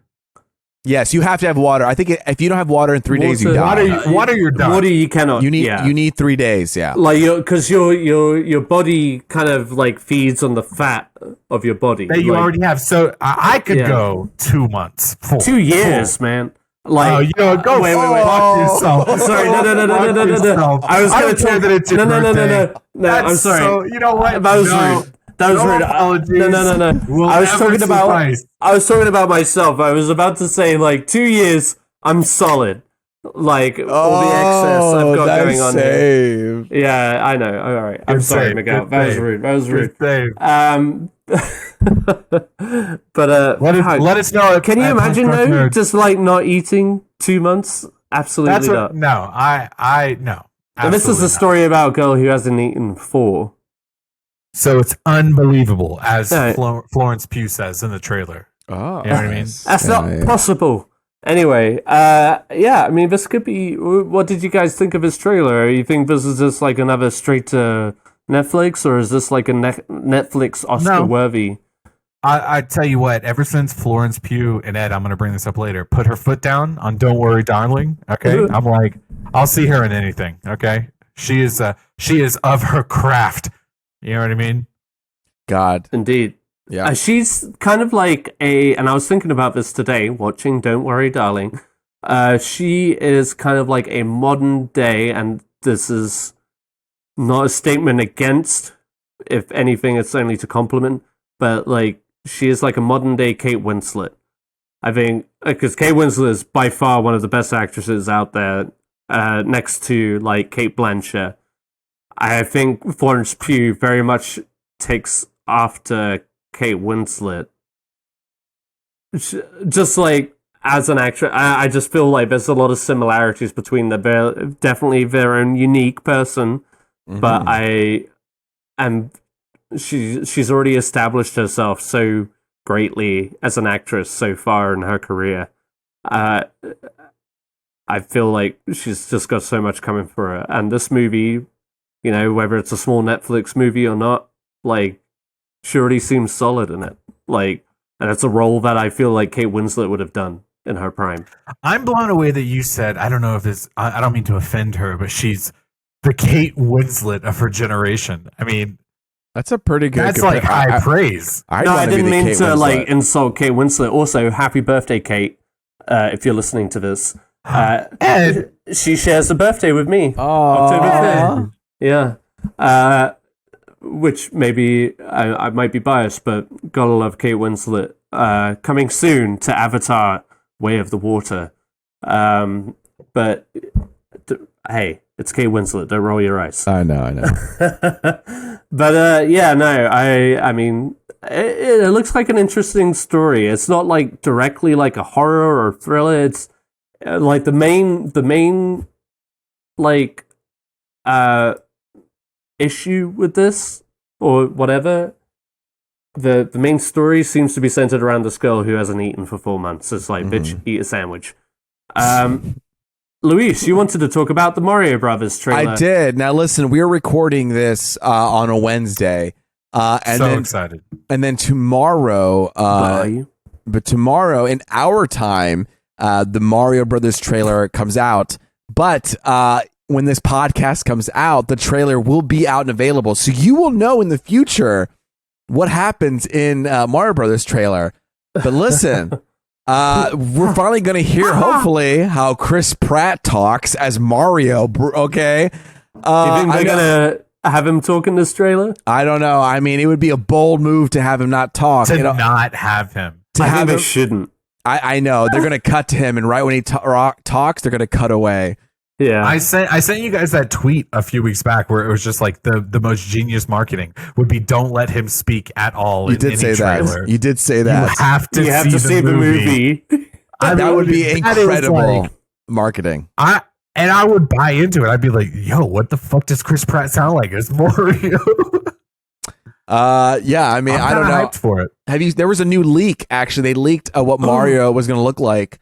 Hold on. Does it look like Mario? Actually, exactly no, it doesn't. Like... It looks disgusting, and it looks like a perversion. Send it. Here, I'm going to send it to you right now through the text chain. Mario! But yes, but also, as I'm talking this out, Luigi is going to be played by Charlie Day. Jack Black is going to be Donkey Kong. Let's see. Here. I thought Seth Rogen was Donkey Kong. Oh, Seth Rogen is Donkey Kong. But Jack Black is Bowser. Thank you very much. There you go. And then Anna Taylor-Joy is Peach. Do you guys see the picture of this? No, wait. Oh, did you text it to us? I texted you all. It looks like his cheeks are chubbier and like deformed. It's like, you know what? Look, you have years. Like there's so much content. It's an animation. It's like a grandma is pinching his cheeks. Yes. It's just like, look, we've had tons of games. When animators have to make Mario, they're given a statue to model after. The man has been solidified on how he looks. Think about Sonic. Yeah, but Sonic, okay, someone brought this up. Sonic is a real life movie. This is an animation movie. This is not real life action. This is an animation. I'm agreeing with you. Okay, Louis, okay. I'm about to fight you. No, please just take a breath. Okay. I agree with you. The way that Sonic came out, the original Sonic design, the internet hated it. Yes. And then they were like, let's make him look the way he's supposed to look. Right. You know what I mean? And that's what I'm saying about Mario. It's like, okay, yeah, you know what? Don't change the formula. This isn't new Coke. Okay. Yeah, we don't have to do anything new. Just give us what we want. Mario. Anyway, some people may not have a big deal about it, but I think he looks atrocious. He looks like Mario. Do you see the difference, though, Ed? Zoom in as much as your iPhone 6s can, and then tell us. It looks like he had a Botox and got rid of the wrinkles. Yes. But not in a negative way. I recognize him as Mario. He looks like Mario. That's what I mean. Like, it's in the uncanny valley. It's in the uncanny valley where this isn't comfortable. I mean, look, this person has been in front of our eyes for years. Like you've seen the same person over and over again, and then he comes back in with fillers, and you're like, wait, something's different. Nothing against it. I'm not saying anything bad against it. I'm sorry, but I'm just saying, it's weird to me that it's an animation We already have the model made. Why are we doing this is my question. Anyway, we're going to find out when the trailer actually comes out. But I also want to... And we will not next week. Next week we'll talk about it. But it comes out tomorrow. Right now. I mean, by this time next week, they may have released the trailer and then withdrawn it, re-edited the character design, and released it again. Oh my god! You just shared this Luigi one. Is that wrong? Did someone recreate that? No, it's just Mario. Like No, I have to say, I had this realization, and I told my wife this a couple days ago. I was like, oh my god, our son is like a big Mario fan. Like he loves Mario. He wanted to go as Yoshi for Halloween. I was like, we are 100% seeing this movie, and the thought crossed my mind that I was actually going to see Chris Pratt as Mario. So now I'm kind of looking forward to it. And my kid's going to have a good time. You got to come to Universal. You got to come to Universal because they have Mario Land. Oh, dude, I cannot wait. I don't know what the rides are, but it looks good. Bro, I already know we're going to have a killer time, dude. So I wanted to talk about this. Obviously, the trailer's going to come out. We don't know what it is, but speculation. I think I was talking with a few friends about this. Everybody get ready for the Mario-verse, the Nintendo-verse. Because I know, Ed, think about it. They already cast Donkey Kong in this movie. You know, this is Illumination Studios, who made a Minions movie after Despicable Me. You know that they're going to do a movie about Donkey Kong. They're going to do a movie about Zelda, Kirby. I mean, Nintendo's going all in. Bro. And then they're going to have an Avengers game, a movie where it's Smash Bros. The Smash Bros movie where you have all these IPs coming together. I mean... Samus, Kirby. Samus... think about it. The Nintendo-verse, the Mario-verse is coming. Is what and then I just had... I'm not mad. You know, it's bringing chills. I'm like, damn, I didn't realize this would be a whole other thing that we had to deal with. Just chills. I couldn't be more uninterested. I haven't seen a single Sonic movie. Who gives a fuck about... But Nintendo, why don't you smile for once, bro? There you go. Good job, you did it. Was that it? Was that what you wanted? It's like, I'll smile for you, bitch. No, but all I wanted to talk about was the Mario-verse, the Nintendo-verse potentially coming. Trailer's coming out. Let's see what it's like. I mean, I don't know. I guess find out when we live react to it on social sometime. I tell you what, in our house, we are a Nintendo family. Okay. What if it's like, hey, I'm Mario. I'm Chris Pratt. How's it going? Oh my god, we're seeing it. Where's the mushroom? Like, oh my god, where's the mushroom? When Donkey Kong goes, we're there. And Luigi's, oh my god, Luigi's, I'm Charlie Bday. I'm telling you, we're gonna see every single one of those movies. You know what? In my house, even if they try and keep it real, quote unquote real, but like staying true to the characters, then people are going to be like, Italian stereotypes and all of that. Nobody is going to be satisfied with this movie. It's going to be a bizarro film, but absolutely. Yeah. It's just like so many people are going to get pissed off for no reason. Whatever. Yeah, there's only one more thing I want to talk about. Okay. As far as this Mario news is concerned, I'm sending it to you real quick. Oh, yes. I heard about this. Do you guys see these pictures? Nope. We can throw them up. Yes. We can throw them up on the... So, the big news. The big news. It looks like Kim Kardashian. But look at the one above that. The actual movie one. Oh, well, that's normal. That's a normal butt. That's like a Hank Hill butt. That's a little too flat. Baby. Like he's tuckering in a fart. Why is Mario's ass so flat in the new poster? Why is anybody giving a shit? People are getting so upset about the stupidest fucking shit. Like, oh my god, Mario's ass looks too small? Fuck me. I wasn't paying attention before, but now you're right. Like, never mind the whiskers on his face or the Italian accent. Look at his ass. How disappointing is Mario's ass? The animated video game adaptation ass. I think that looks like a normal butt that is in overalls. Like, fuck off. What is wrong with people? What world are we living in? Ed, Go throw on your overalls. Let's see it. All right, I want to do a side by side. We're gonna do the overall I'll challenge. show you my boat right now in some shorts, but like no. Let's do the overall challenge. Listen, how do you expect him to jump on these bumps? You off. I thought it would be hilarious. I just can't believe it's a talking point on the internet. Like, people do not have anything better to do with their time than talking about Mario's asshole. Show it on the camera. Put it up there. Look at that. Look at that. That's just that's a lower class working man's ass and some. Like, what are you mad about? Like, what the fuck is going on? Why are we talking about Mario's ass? He is a fictional character in a video game. That's stupid. Why is Mario's ass so flat? Look at that bubble. Obviously looks like Kim Kardashian's butt. Well, how do you expect him to jump? How do you expect him to double jump, baby? That doesn't make any sense either, because it's all fucking so dumb. It's all what? Not real? Okay. Yeah. Like, if anything, that's just realistic. There's like a crease above the butt where his long sleeve shirt tucks in. Good God, I'm so mad right now. That's so. We call that the mussy. Pointless. Like, this is why this world will die soon. A mussy? No.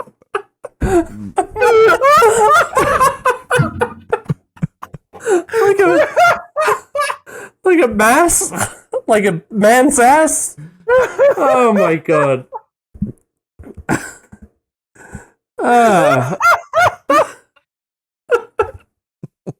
What is happening to the world? I'm sorry. I'm so... that was not the thing I expected to get angry on this episode. I can't believe even people are even making a fuss. Kill me. Just kill me, please. 2 stars because Mario's ass isn't right. Speaking of killing yourself, let's talk about Blonde.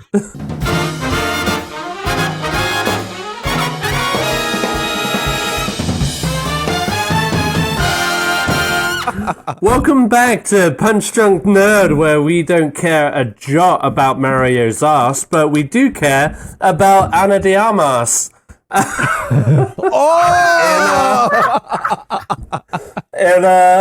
Netflix's Blonde, no less. This semi-autobiographical, that's not right. it is biopic. It is not at all. This impressionistic biopic of Marilyn Monroe's life, now on Netflix, directed by Andrew Domink. This movie, controversial though it is, we watched it. Maybe. Miguel, did you watch it?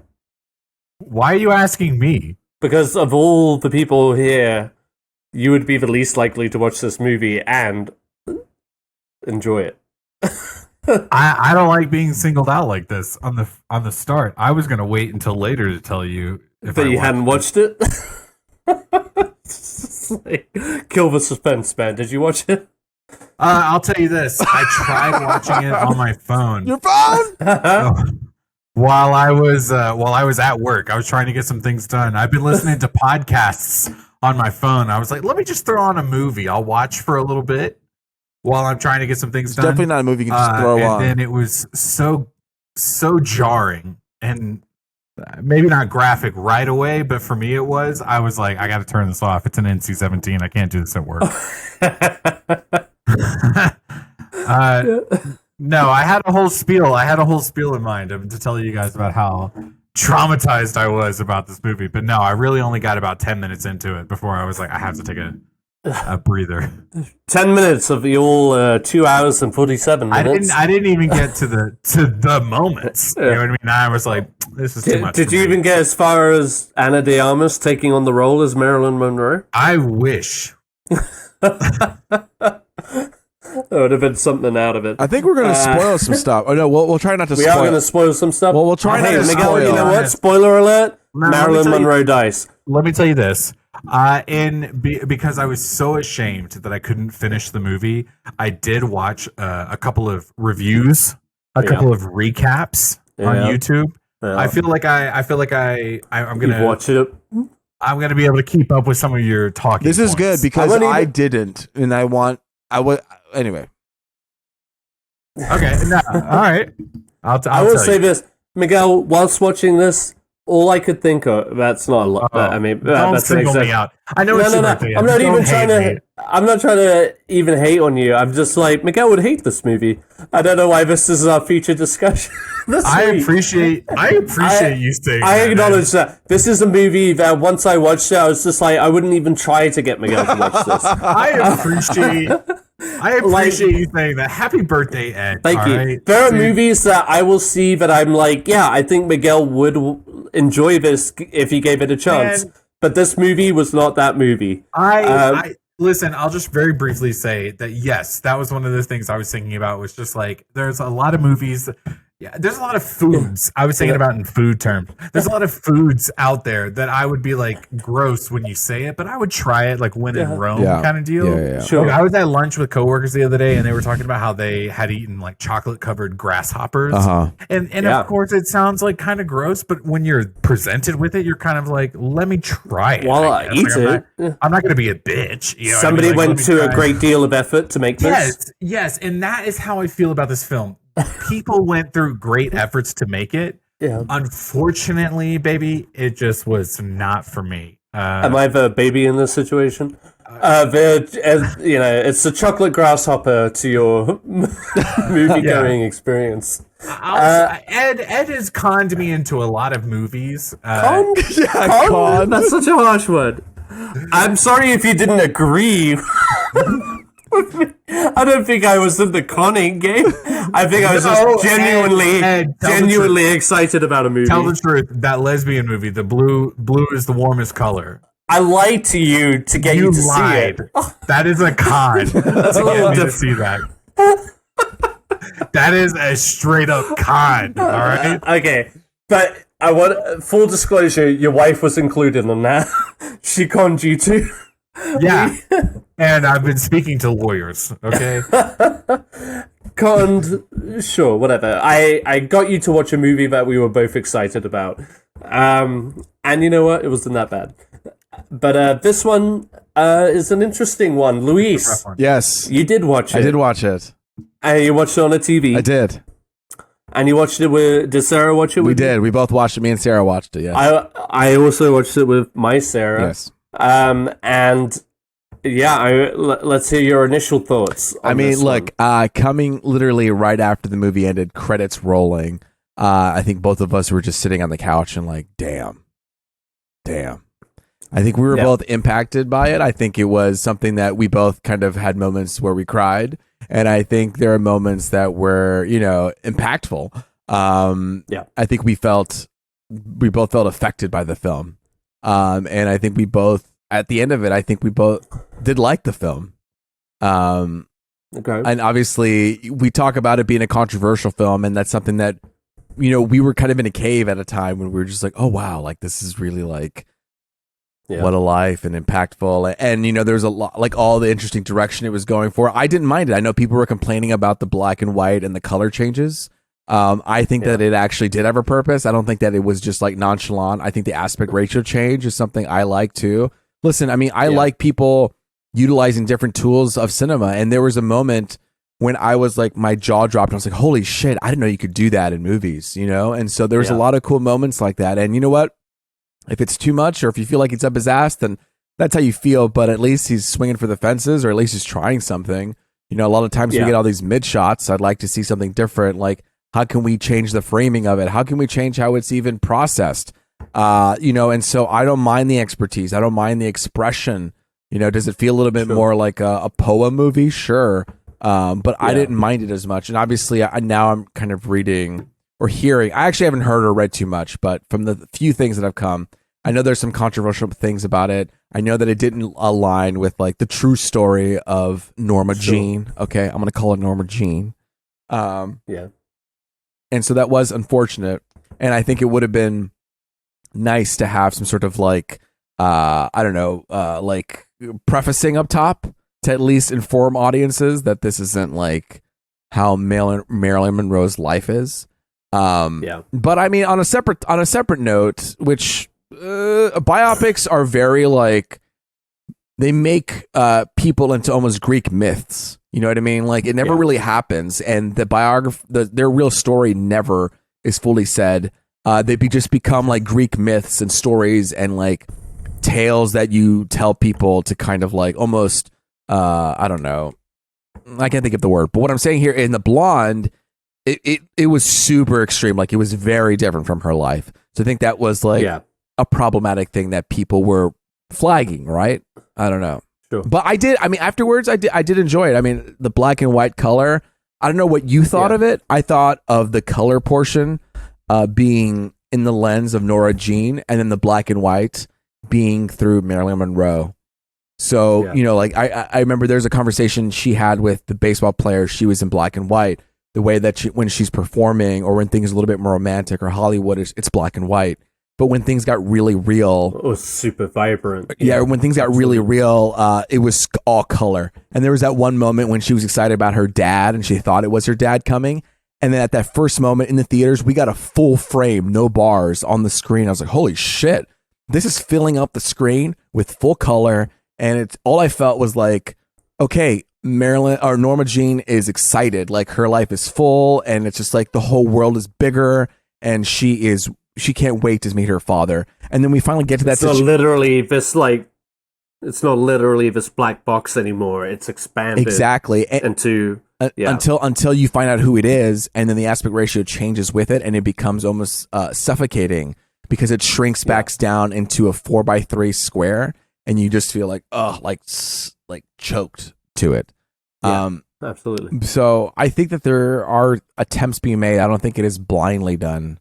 But I mean, Ed, what did you? There's a lot to talk about. So I want to hear yours. There's a lot to unpack. Yeah. So my initial, I'll just say that Sarah and I both were exhausted by the end of this movie. For the tone and what they decide to focus on in Marilyn Monroe's life. It's pretty grueling, and so 2 hours and 47 minutes of that. I mean, it is literally that. There's very little room for humor or, you know, any like glorifying in her actual accomplishments. You know, in her career, it's a lot of misery to soak in, and it's sometimes graphic, sometimes implied, or otherwise, but nonetheless, it was very exhausting. Like by the end of it, I was just like, I don't know if it needed to be as long as it was, focusing on all these negatives that it is. Yeah, I know what you're thinking.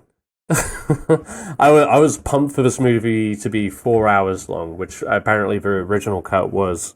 But Andrew Domink, to your point, is like very visceral director. He did movies, the assassination of Jesse James by the coward Robert Ford, which is that was like Roger Deakins cinematographer, but like the cinematography on this was exceptional. It's a gorgeous looking film, and they really play with that aspect ratio, and Sarah's not familiar with that. I mean, if you watch Grand Budapest Hotel, they do like the Grand Budapest Hotel, they play with it as well, but here they did it as well to extremes, and even more so because it goes in and out, whereas Grand Budapest kind of like narrowed in, and then cropped back out at the end.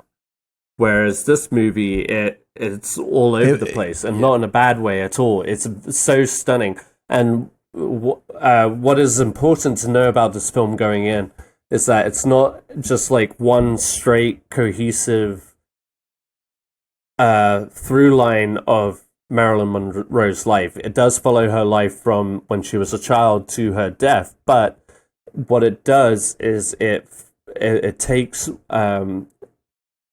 these moments, specifically it's taken what are known to be famous shots, whether it's like paparazzi shots or film shots, scenes or whatever, and it focuses on those moments, but then adds theoretical context to those moments. specifically, just as an example, the moment where they're filming the scene where she steps over that subway vent and her dress flies up in the air, one of the most iconic shots of Marilyn Monroe that we all know. Adding context to that scene, and that's what they do, is they take these famous, well-known shots of Marilyn Monroe's life and then try to add context to those moments, and that's how they lay out her life from childhood to her ultimate death at the end of it. So that makes it interesting. I will say it is just I appreciate what they were going for in that. I really do like Andrew Domink. He's one of those directors, kind of like Alex Garland and stuff like that, where I will always be intrigued by the movies and the subject matter that they're going with. And this was no less so. I feel like Ana de Armas did a great job, but this is so relentlessly grim, and it almost takes no time to celebrate the icon that we need. And I mean, granted, we see it in so many biopics where they just kind of glorify these people, but without getting into the dirty history of it. And Marilyn Monroe is like a pure example of that. We saw it with Elvis somewhat, but that was more glossy. But like this one is just pure, just like it literally, relentlessly, it goes from scene to scene. Every scene that it goes into ends up being just like utterly heartbreaking, utterly demoralizing. It's just relentless in that fact, and it's very much just kind of like laying out how exploited she was as a human being, and how she was literally just a product of Hollywood. But my thoughts were that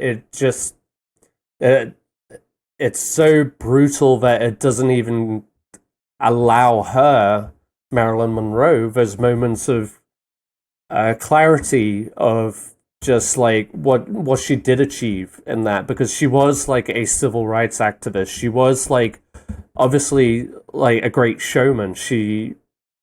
There was a reason why she was in all of these films, why she was like considered an all-around movie star, like either singer, actress, or whatever. And there are like glimpses of that, but they never lean into it because they move on to basically the next trauma. It's trauma to trauma to trauma in this film.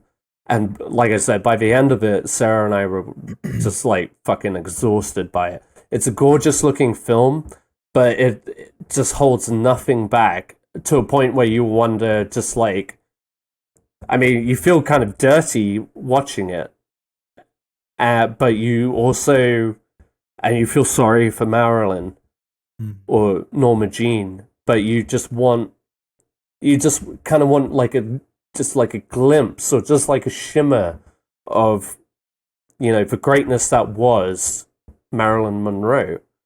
And I feel like they established very well like what it was to be Marilyn Monroe and where it came from, but never just like the overall effect of it, aside from like a very carnal perspective of just like she was just this piece of meat that people looked at as, back then she was just like a sex icon. So it was very middling in, I just past this, like I said, it's nearly 3 hours long. You kind of just want something to glorify in the person that was Marilyn Monroe. And not in like a sappy way that we're so used to in biopics, but just kind of like she wasn't just a victim. There was more to her. And this movie just shows her just like endlessly as a victim. And yes, it's horrifying. And more than likely, a lot of it is true, honestly. Like, back then in Hollywood, during those days, studios owned the actors. Like, in so many ways. And we saw it with Elvis. We saw it with Marilyn Monroe. We saw it with James Dean. There were so many actors who were just Judy Garner. These were all people who were just like manipulated and subsequently destroyed by their own, careers, and what they meant to them. And it's tragic, absolutely, but it was, I don't know. I wanted just like a little bit more celebration of who she was, as well as just like recognition of what she suffered. Sorry to go on that. No. I think it's appropriate. Yeah. Miguel, I hear you ready to talk. Yeah. No. I know I didn't finish the movie, but one of the things that was really holding me back is that I'm not like a very big like trauma movie person, and I think like kind of on just like the surface level of reviews, it was just like, this happens, and I was kind of like, I don't know if this is what I, really want to sit down and watch. And when I tried to, like I said, in the first like 10 or so minutes, the mom, she's like abusing Norma Jean. She's like smacking her about. She's going on this booze filled tirade. And beyond that, I was just like, I don't know if I can handle much more of it. You know what I mean? It was, and then I told Kristen, I was like, I think I need to watch this movie. And I was on the phone with her, and I looked it up on Netflix real quick, and I was like, let me just like check. And then when I saw it was 2 hours and 47 minutes, I was like, no, okay. If you had told me this was like a traumatic biopic and it was 2 hours on the dot, I'd be like, okay, I really need to make the effort. The closest it got to 3 hours, I was like, no. I read a couple of reviews. A lot of the things I read was like, one thing was like it's anti-abortion. One thing it was like anti-Marilyn as an intellectual. Yeah. Some people were like it's straight up pornography because she's naked the entire time. I'm gonna say I think sometimes in our culture we do lean a lot of like it's completely this one thing, and I feel like sure this movie has parts of it, but I don't think it is definitely like leans towards one direction where we're like rallying towards against it.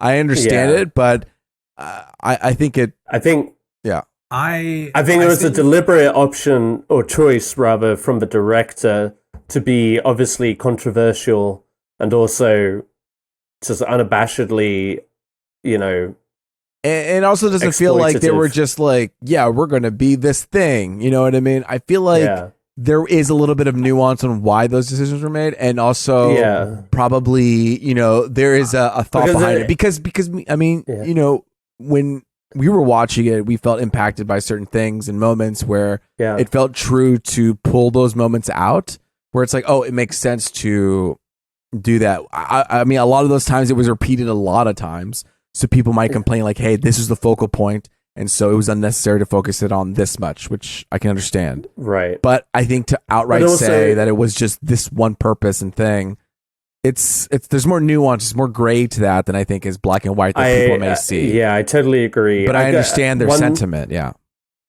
there was one thing that, that's the thing. There are so many points where people could have a problem or an issue with this movie where they wouldn't necessarily be wrong. But at the same time, I don't think it's as like Louise said, it's not as simple as all of that. Like, one of Sarah's friends had seen the movie prior to us watching it, and she was just like, well, the director just hates women. I was just like, I don't think that's at all. I didn't get that impression watching it. I mean, the incentive, I felt. I think he was truly literally exploiting how exploitative Hollywood was and can still be towards its leading actresses. And also, I think Ana de Armas signed on for this project, and she did such a good job of showcasing her thoughts. You know what I mean? Not as someone who's been. I mean, yes, she was victimized in this movie, but also having. I don't know. I got to see her thoughts and her motivation as she struggled through it. And I think something like that, Ana de Armas as an actor, found some sort of like, what's it called? I'm sorry. Like a catharsis? Not catharsis, just like some truth behind it that she wanted to express as an artist, Yeah. And obviously felt comfortable enough with expressing through the movie too. I mean, I don't think she would have done this had she felt like, no, this is like against, like this is clearly a statement against abortion and all women or women. Like I trust her as an actress too, like I think she's I think I don't think you would come across many film directors who would be able to get away with that these days, especially in the post Me Too. I think there's some. I think it definitely causes you to have a visceral reaction where it's like, oh, he's making me feel this thing, but also it's kind of. Sometimes it can be the point to viscerally react to. It's like I'm definitely going to do this to cause a stir on purpose, even though I disagree with it. I'm doing it. I can't say that is like right or wrong, or he should have done that. He did it a lot throughout the film, so if it's that's the thing about this movie. It can really create it challenges you. It is a discussion. It isn't black and white. I think it does have a lot of great points to it. But you're right about it. Not. It's so hard because I was thinking about it. I was thinking about it in contrast. I mentioned Judy Garland earlier. She was clearly a celebrity who was just like abused by the system that she was a part of. From the very early days of being a teenager all the way through her death. Like the Hollywood movie system at the time, the studio system, that was the reason why she was addicted to drugs and antidepressants and stuff like that.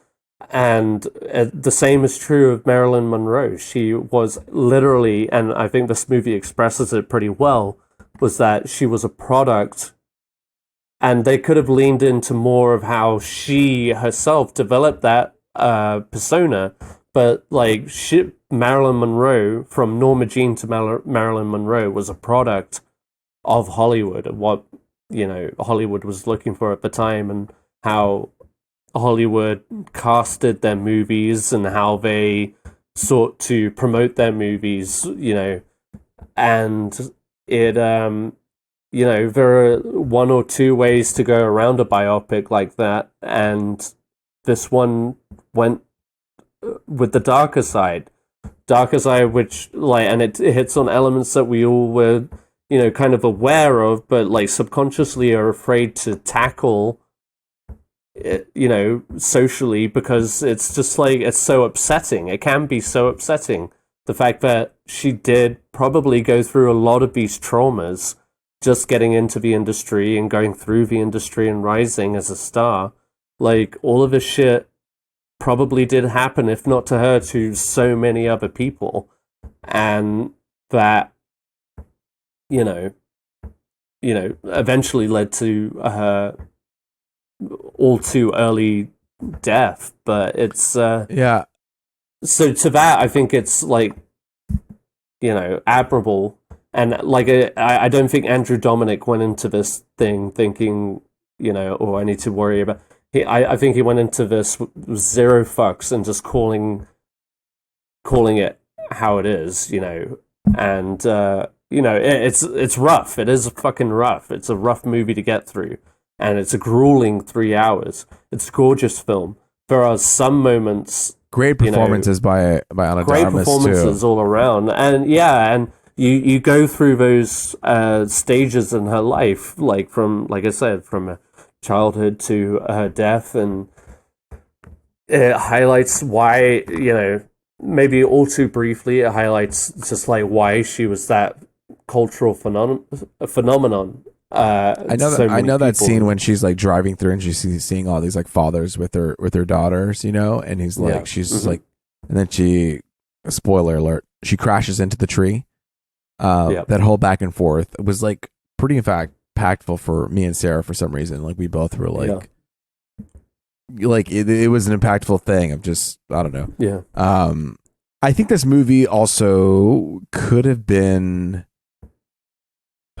like not a Marilyn Monroe story. It could have just been like a character named Blonde. Like it didn't have to be attributed directly to the person Marilyn Monroe. Yeah. You know, I think if it was just like a different person and it's just like, yes, it has like connections and it kind of has similarities to Marilyn Monroe, but this is not a Marilyn Monroe, Norma Jean. It's a character named Blonde who maybe has a different name that has the same thing. I think it would have been, I don't know, a movie poetic experience that I think cinema should have, whether it's something that people feel comfortable or not, or maybe feel like it's disrespectful or not, or what I think art sometimes does have a place of expression. I obviously don't know the behind the scenes making. I don't know all these things, what he's doing, but like you know what it made me think, because I was thinking about trauma movies, an expression of depression.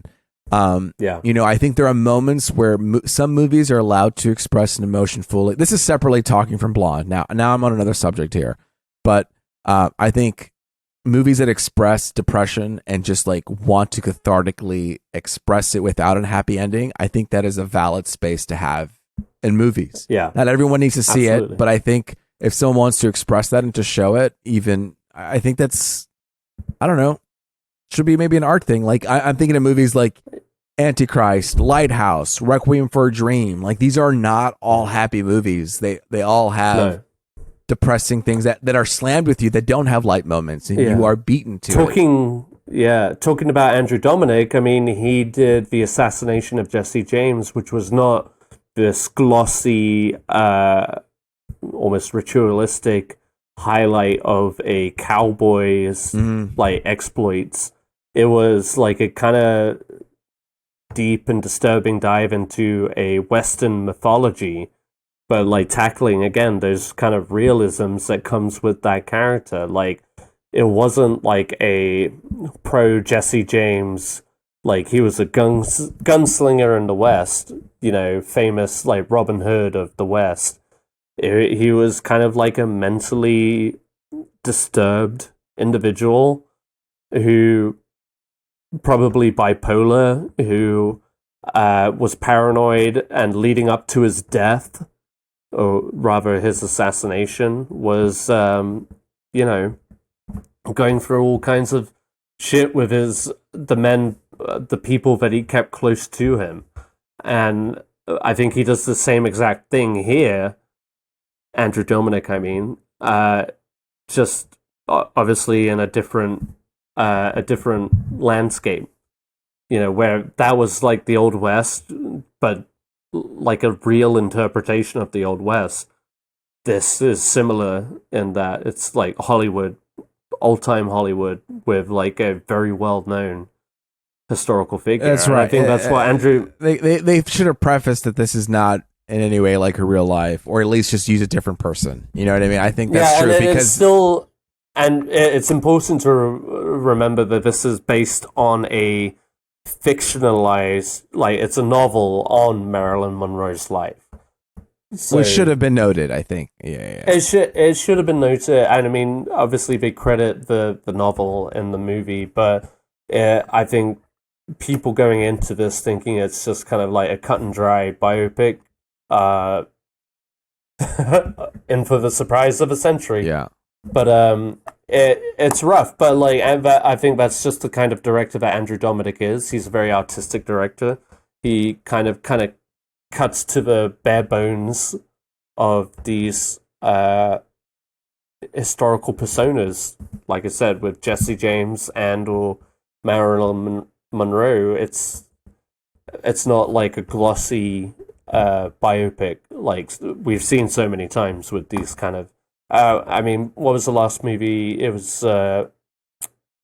My Weekend with Marilyn, with Michelle Williams and Eddie Redmayne, that came out in, I want to say, 2011, which Michelle Williams got nominated as Best Actress for playing Marilyn Monroe, and that was a good performance and stuff, but that was also just like a very kind of glossy version of what we know to be Marilyn. It was like, you know, peek behind the scenes of how insecure she was and how much she strived for public and, you know, workplace acceptance, and I think you see the same here. But obviously, draws the curtain way back.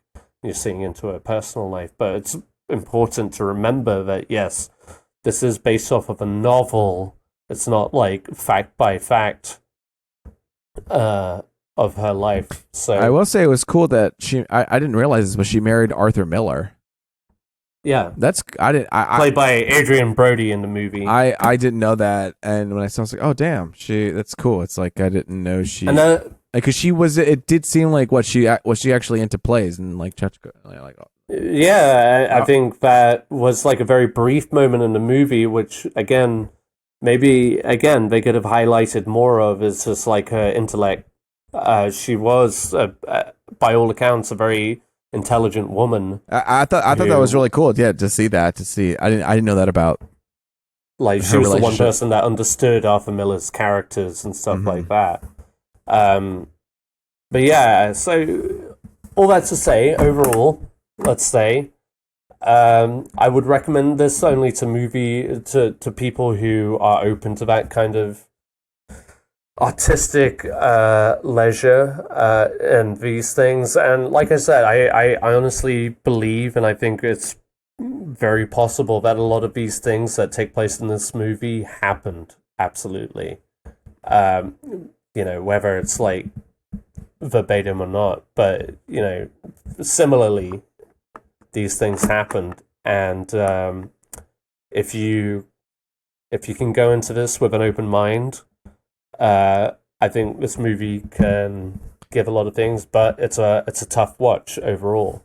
Yeah, I mean, I think you can watch it. There are some things you might not jive with, whether it's a story, but Ana de Armas just gave a great performance. You know really what I mean? Good. And so really she did put some incredible work out there that I think I think it should be appreciated for, and as well as like absolutely some visual direction that I think is like, oh, you might not have seen before. So is it perfect for some people? Maybe not, but I think it still has something of something. Right. And it keeps you. It's one of those movies that will just like have you thinking at the end of it. And I think fingers crossed, but this movie might be so clouded with the controversy surrounding it that it might be overlooked in the awards season. Yeah. But yeah, for my money, I hope that Ana de Armas gets some absolutely. recognition. She should definitely get nominated. Yeah, I think she did a tremendous job. She carries this film. Yes, exactly. When I saw the trailer, I was like, oh, I can really hear her like accent come through. And then as I was watching the movie, it didn't bother me at all. I was like, oh yeah, I'm in. Because she kind of like controls that kind of. She controls it, yeah. Yeah, that you get that essence of Marilyn throughout, even if the accent itself breaks through on occasion. You get that kind of just like that smoky, light-hearted or soft voice, that Marilyn Monroe was so famous for. So yeah, it's definitely an interesting film, and like I said, it's not an easy watch by any means, but it's a very interesting one.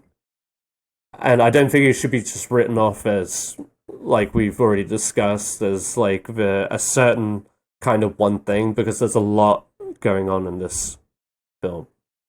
So, Miguel, we expect your review of this next week. Well, I tell you what, speaking of movies that have been clouded by drama, okay? You want to talk about Hocus Pocus 2? Ed, no, I want to talk about Don't Worry, Darling. Okay, you went and saw this movie. I did. Today. Well, I did. Tell us. If you guys weren't aware, we're getting into what we've been into. And as of this day, I was into Don't Worry, Darling, directed by Olivia Wilde, starring Florence Pugh and the... whatever you want to call him, Harry Styles. Harry Styles, hell yeah. I feel like a listener just sitting back and listening to Ed's review, like, what did he think? Real quick, thumbs up, thumbs down. Can you make... That's a tough one. It seems tough.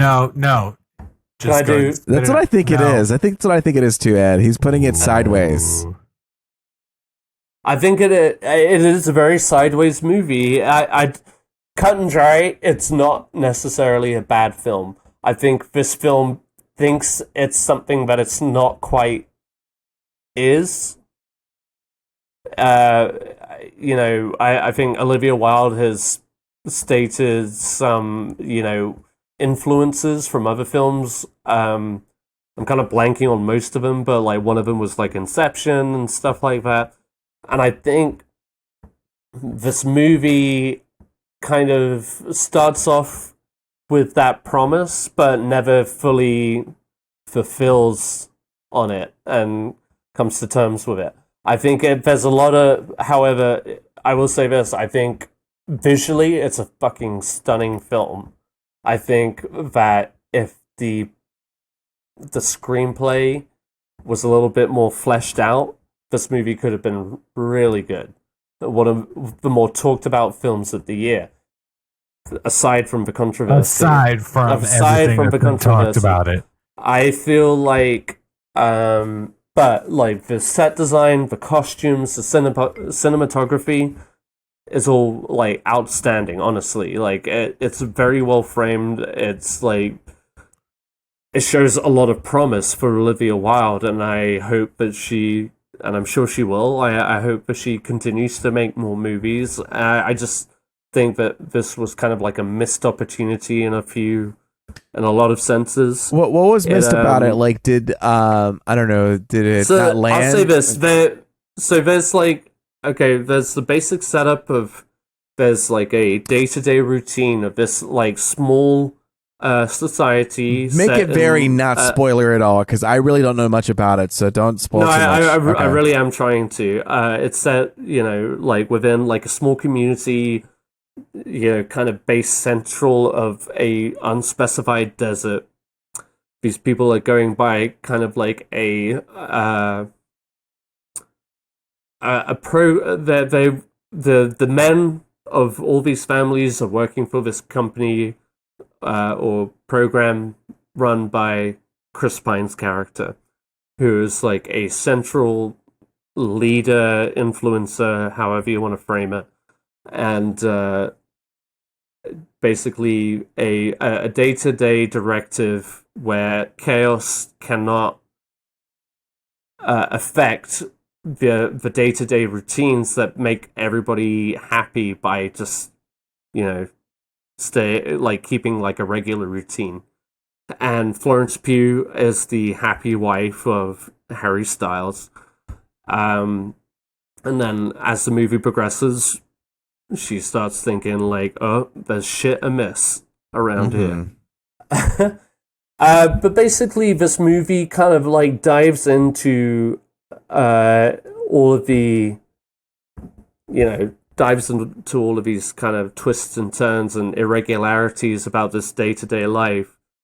And the biggest problem is that it never fully and unequivocally gives you any sort of resolution that is satisfying in any way.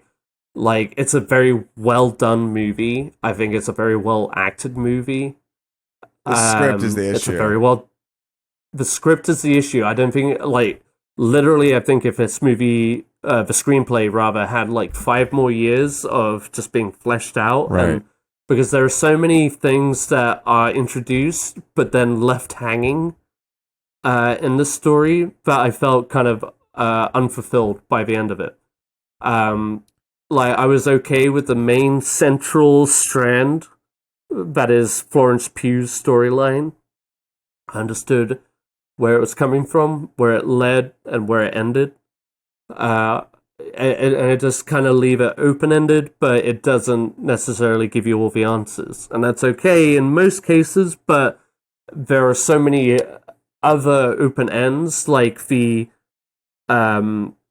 overall mission objective of Chris Pine's character, who's supposed to be, like, for lack of a better word, this like cult leader, this like big influencer who has brought this society together that everybody's working under for this like day-to-day paradise.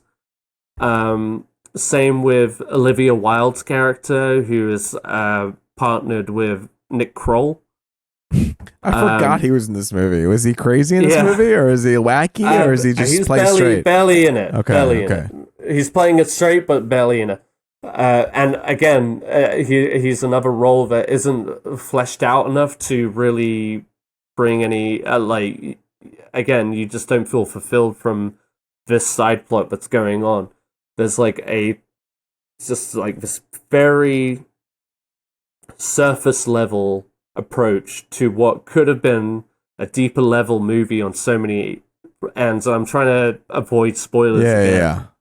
Obviously, these people are living in a small society in a desolate place, but there's something behind the scenes that is kind of coercing the men of the situation to, just keep up appearances, but certain women are starting to question, or, I guess in general, certain people are starting to question their roles and what the purpose is of this bigger picture. But that bigger picture is never fully fleshed out. Right. It's never fully explained. It's so many things that are kind of left unanswered, unexplained, or undeveloped. So I have a question. Are there points when they bring up, because you're talking about story points that never get settled, and it's just kind of vague, they could have developed more. Was there a moment when they brought up like story points just for dramatic effect, and they never really resolved it? Like, oh, this is the moment we have to be dramatic, and so it brings up these dramatic story points. Yeah. So, for instance, like one thing that bothered me was that Olivia Wilde's character is this character that seems so enveloped in the system that they live in. And then at the very end, when Florence Pugh's character is starting to try and break out of the system, only then does she, Olivia Wilde's character, just be like, oh, well, get out of here kind of thing. But you never understand the danger. You never understand really the stakes. All you get is Florence Pugh's perspective, and a lot of it is kind of just dismissed by a very kind of lazy, feels harsh, but it's just like people write it, like the characters write it off as like, oh, she's acting crazy and stuff like that. You never really fully understand the true depth or the purpose of what's going on behind the scenes. It's all very, like, by the end of it just feels very superficial. It has very intriguing ideas, and there are some moments, again, that just feel like, this could be so much more if you delved into it more. Florence Pugh is really good at carrying the film from all of these moments. Harry Styles, not so much. I feel like he is kind of like a hollow shell of an actor. And Miguel, I kind of alluded to this earlier, like a week ago, but my sister, Ashley Elizabeth Ball, if you're listening, I doubt it, but here you are. She says, you can dress like David Bowie, but that doesn't make you David Bowie. Damn, sick burn. Dang. And I think that's true in so many cases. It's just like there are so many moments throughout this film where I just feel like the camera kind of leaves off of him purely because he's not doing it. He's not doing it. He's just kind of just like trying to act naturalistically, but it just isn't working to the level of commitment that Florence Pugh puts into this, and let me say, ever continuing her long running situation of just being a solid actress. Like she can work with anybody who's in front of her, even if it is Harry Styles or whoever. She's a really good actress, and I feel like if this were a better movie, this would overall be like, maybe like an Oscar clincher for her. But because the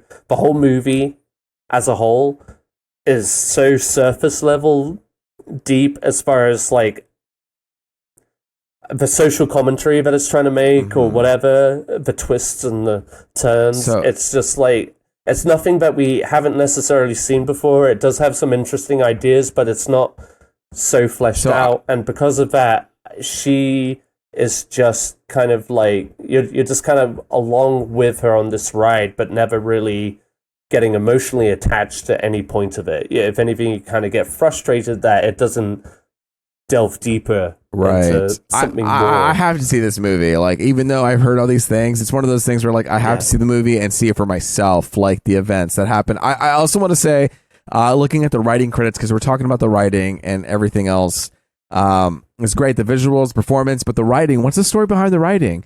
Katie Silberman did the screenplay. She also did the screenplay for Booksmart, which was great. And when you do a screenplay, it's a lot of the dialogue, a lot of stuff, but the story is done by Carrie Van Dyke and Shane Van Dyke. And these guys, I believe it is Shane Van Dyke. He did Titanic 2. Titanic 2? And he also did Transmorphers, Fall of Man. Oh, God.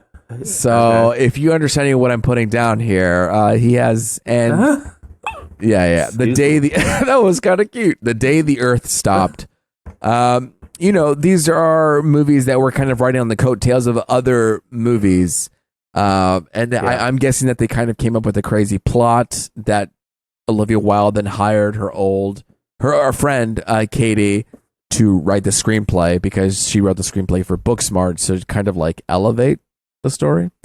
But probably at its root, at its core, it had a lot of trouble, is what it sounds like. Yeah. I tell you, at your core, what you might have a lot of trouble with if you're not a pro at it, like our boy Ed is you guys ever put together some Lego? Yeah. Ed, you been working on some Lego lately? Yep, and some hiccups too. God damn it. Trying to like stifle my hiccups. I threw it to you way too soon. You did. You got Lego, Ed? You got Legos? I did get Lego. It's my birthday today, so I got Lego. Alright. God damn it. He's having a good time, folks. Yes. This is one I had my eye on. Dagobah.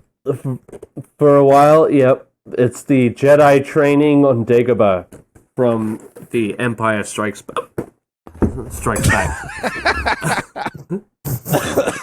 How big is that thing? How big is the thing going to be? That's what I'm curious about. I went a cocktail too far. Let's see. It's going to be 11.5 inches. Okay. By 6 inches. That's small. How many pieces? 1,000 on the dot. Ed, I saw that picture of you today looking adorable as hell. We posted it on our Instagram. My hair looked terrible. With this, is that why you didn't share it? Okay. Yeah. I cannot handle Honestly, I should have asked permission before I shared it. I saw it had 1,000 pieces. You were bitching about 500 piece puzzles not that long ago. Puzzles and Lego are different things. Are they though? Lego literally comes with instructions of how to place your pieces. Puzzles are more of like intuition. You know what I mean? Exactly. It's like, can you match the picture pieces? God damn it. The picture pieces.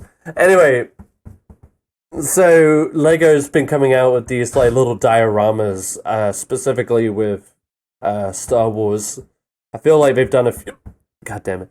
For Harry Potter too, but this one, which is like one of the most Star Wars moments in all of Star Wars. It's so beautiful. And I instantly knew I had to have it whenever they announced this one. To give some context, it's the scene where Luke's X-Wing, when they're on Dagobah, he's going through his training with Yoda. The X-Wing is sinking into the marsh, and Yoda challenges him to use the Force to pull out the X-Wing from the marsh. And damn it, this is so annoying. I hate hiccups. They're the worst. Like, God is cruel. Just show it. I did. God damn it. It looks good. You can see the X-wing that's fallen. It's in the swamp. Belly there. I'll flip it around. So you got a little Yoda's hut there. You got a corner of the X-wing. You got R2D2. Oh yeah. Yoda, Luke Skywalker. It's a beautiful moment. Those trees are going to look cool. Once I build it, it's going to be great. It's going to be beautiful. The greatest Lego construction of all time. That's just like a Trump sum up. This is just like one that I had my eye on, and incidentally, my two sisters, shout out to Ashley and Georgie, got it for me. God damn it. But let's move swiftly on to somebody else who doesn't have hiccups. Miguel, you watched Hocus Pocus too. Luis, what have you been into? Okay, what lately, I've been into, dude? honestly, guys, I've been into the same thing I was into last week. What was I into last week? I was doing Abbott Elementary and The Last of Us. And I know I was dogging on The Last of Us last time, but I'm going to tell you what. I lowered down the difficulty level, okay? And I'm sorry, I had to be one of those. I lowered my ego, and I'm so sorry, but I had to do it. Dude. And the game is better, which means I was a terrible gamer. I had such a hard time playing with it. I just couldn't do it. I'm a person who wants to get out there and kill some zombies or clickers. I was tired of waiting. I was waiting 15 minutes to like silently take people down, and then I would die immediately. And I'm like, God damn it. I spent 20 minutes being sneaky, and then I immediately die because this one person catches me. So I made it a lot easier. I've come to terms that I'm not a great gamer in this game. No. Let me use this example, and I'll put it down right now. Luis, yes, we are too old. Okay, that's fair. You, me, and Ed are above 30. Ooh. Okay. Ed is 33. Excuse me. I'm right 21. Now. Okay. And sometimes you don't have fucking time. That's exactly what it is. Jump on a game and you want to play it, and sometimes you just want to do it on that light ass level. Yeah, all right, to happen. Who gives a shit if some fucking 13-year-old says, "Oh, you're not a true gamer"? Go fuck yourself. Okay. Yeah. I just want to experience the story. Thank you. That's what I'm experiencing. I'm experiencing the story. I met Bill. So I met Nick Offerman's character, who's going to be in Last of Us. I went through. So I killed those clickers, and then I went through like a hotel with a bunch of people that I'm knocking out, like boo, boo, boo, boo. They're like a village of people. I took them down, and now I met a father and his son, and they're like, "Don't." That's it. That's all I've done. How far? That's all. I literally was like, "Hello," and he was like, "Hello." Even though you gotta kill the son. That's no. Well, that's what was gonna happen. That's one of the. We were about to kill. We were about to kill each other, and then we both realized, oh, you have a kid. I have a kid. There's more. There's more to that storyline. It goes on for like 2 or 3 more levels. Okay. Quote unquote. Okay. Yeah. I mean? No. But I'm finally. They really developed that story. So, that's cool. Okay. Cool. It's funny because I had no idea about those characters at all. So it's nice to see them come about, and I'm getting used to the crafting. I'm getting used to all the abilities now. I'm learning more, like equipment to build. You know, like I found this nail bomb. Like it's like an explosion full of nails and scissors. I have to craft explosion and scissors together. There's a gas bomb that I don't know how to use yet. I don't really see me using it yet, but I have a gas bomb. I'm learning all these things. My shivs are a lot. My shivs don't destroy immediately. I have to ask, Luis, would you ever get Sarah to play this game with you? Absolutely not. No, she would not play this game. No. You guys won't believe this. But a couple years ago, I got Kristen to play this entire game with me. Wait, she played it with you? How? She played it. I've already played it a million times. You got her to play the game? And I put it on the easiest difficulty with like the most helpful aiming and all that. Yeah. And I was like, this is the game. Play it with me. And I cannot believe she actually got all the way through the end of the game with me. Wow. And okay, well, now I have to beat this game. I downloaded it again recently. I'm trying to get her to play Last of Us Part 2. Wow. Okay. Well, that makes me. I gotta beat this game then, because I feel like but I mean, look, that's really good to hear, and I am enjoying it more, and I feel like I'm getting I'm unlocking all these things. I'm having like a flow to it. I just didn't know. I had to unpack the flow. Let me ask you know what I did, Miguel? LED, I just added a new holster. I got a second holster. Yeah, you fucking boy. I see you. I see you. That was an issue. I was like, God damn it! I got to hold square for the pistol or for the long gun. For the long gun. Do you know why? Because the long gun. Because you got to get that bow and arrow. Well, I have the bow and arrow. It works great. But the problem is I have the shotgun, which is actually wonderful for short range damage. Then I have the other one, the rifle gun, that's great for long range.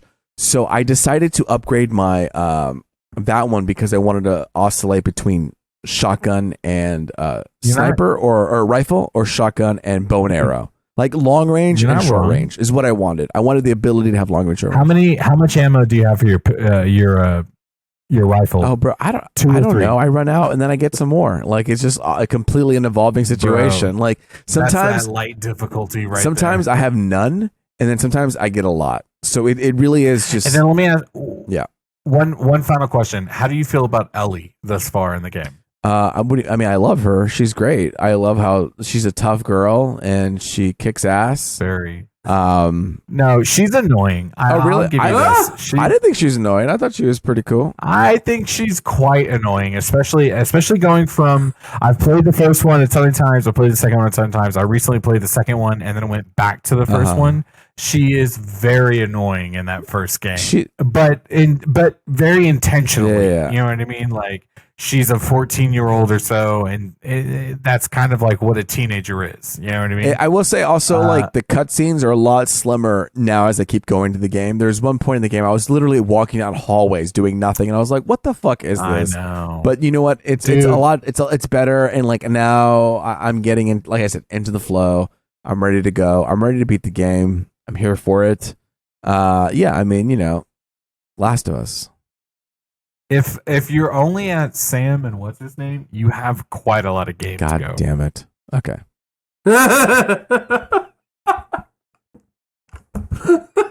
They're kind of like the halfway point. Okay, no, okay, actually that is okay. I'm okay with the halfway point. If you said I was a quarter. If I was a quarter, like Act 1. Yeah, I was like, well, god damn, I just went through a lot. Hey, can I ask you this without Ed? Maybe cover the ears.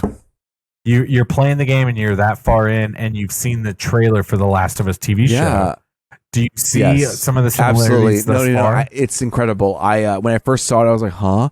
And now after I've seen it, after playing so long, I'm like, oh yeah, this is cool. Do you know what I mean? And I also see your point too, for specifically for Last of Us, about them making some changes, because it literally is like, it's not a video game that has movie elements. I feel like this is a movie with video game elements sometimes, because I'm watching it, like, it literally, like, scenes are happening and I'm just watching it, and and especially because I have the remastered version, so things are a little bit higher quality. And so I'm just watching like a movie as it's going. I'm like, okay, cool. And now I'm entering into the actionable moments. But for the most part, all of this is played out with great performances by Ashley Johnson and like everybody else. And I'm just like, okay, cool. This is like, I'm watching the performers do their thing. So I'll say this. Oh, go ahead, Ed. You're warmer on it than you were last week. I am warmer on it than last week. I was open to yes. Because Miguel was devastated. I mean, the way that I was about to just quit. I know. You know what I mean? The podcast and the game. The podcast, the game. I know. Never watched the show. I just... No. Bye-bye your wedding, Luis. Like, Miguel was not... one less. No, Luis, I tell you what, dude. Keep playing the game if you enjoy it. I would highly suggest playing the second game. The second game does a really beautiful job about integrating those cutscenes into the gameplay, so you just kind of fluidly move into them, Miguel, as well as upgrading. I don't have to sell it. I'm definitely going to play it. Quit while you're ahead. Let the man finish the first game. No, just play it. Honestly, I already feel committed. Like, it's one more game, Last of Us Part 2. Everyone loves it. I feel like I have to play it. But this is not the case. If you were listening to anything, but you know that I was saying last week.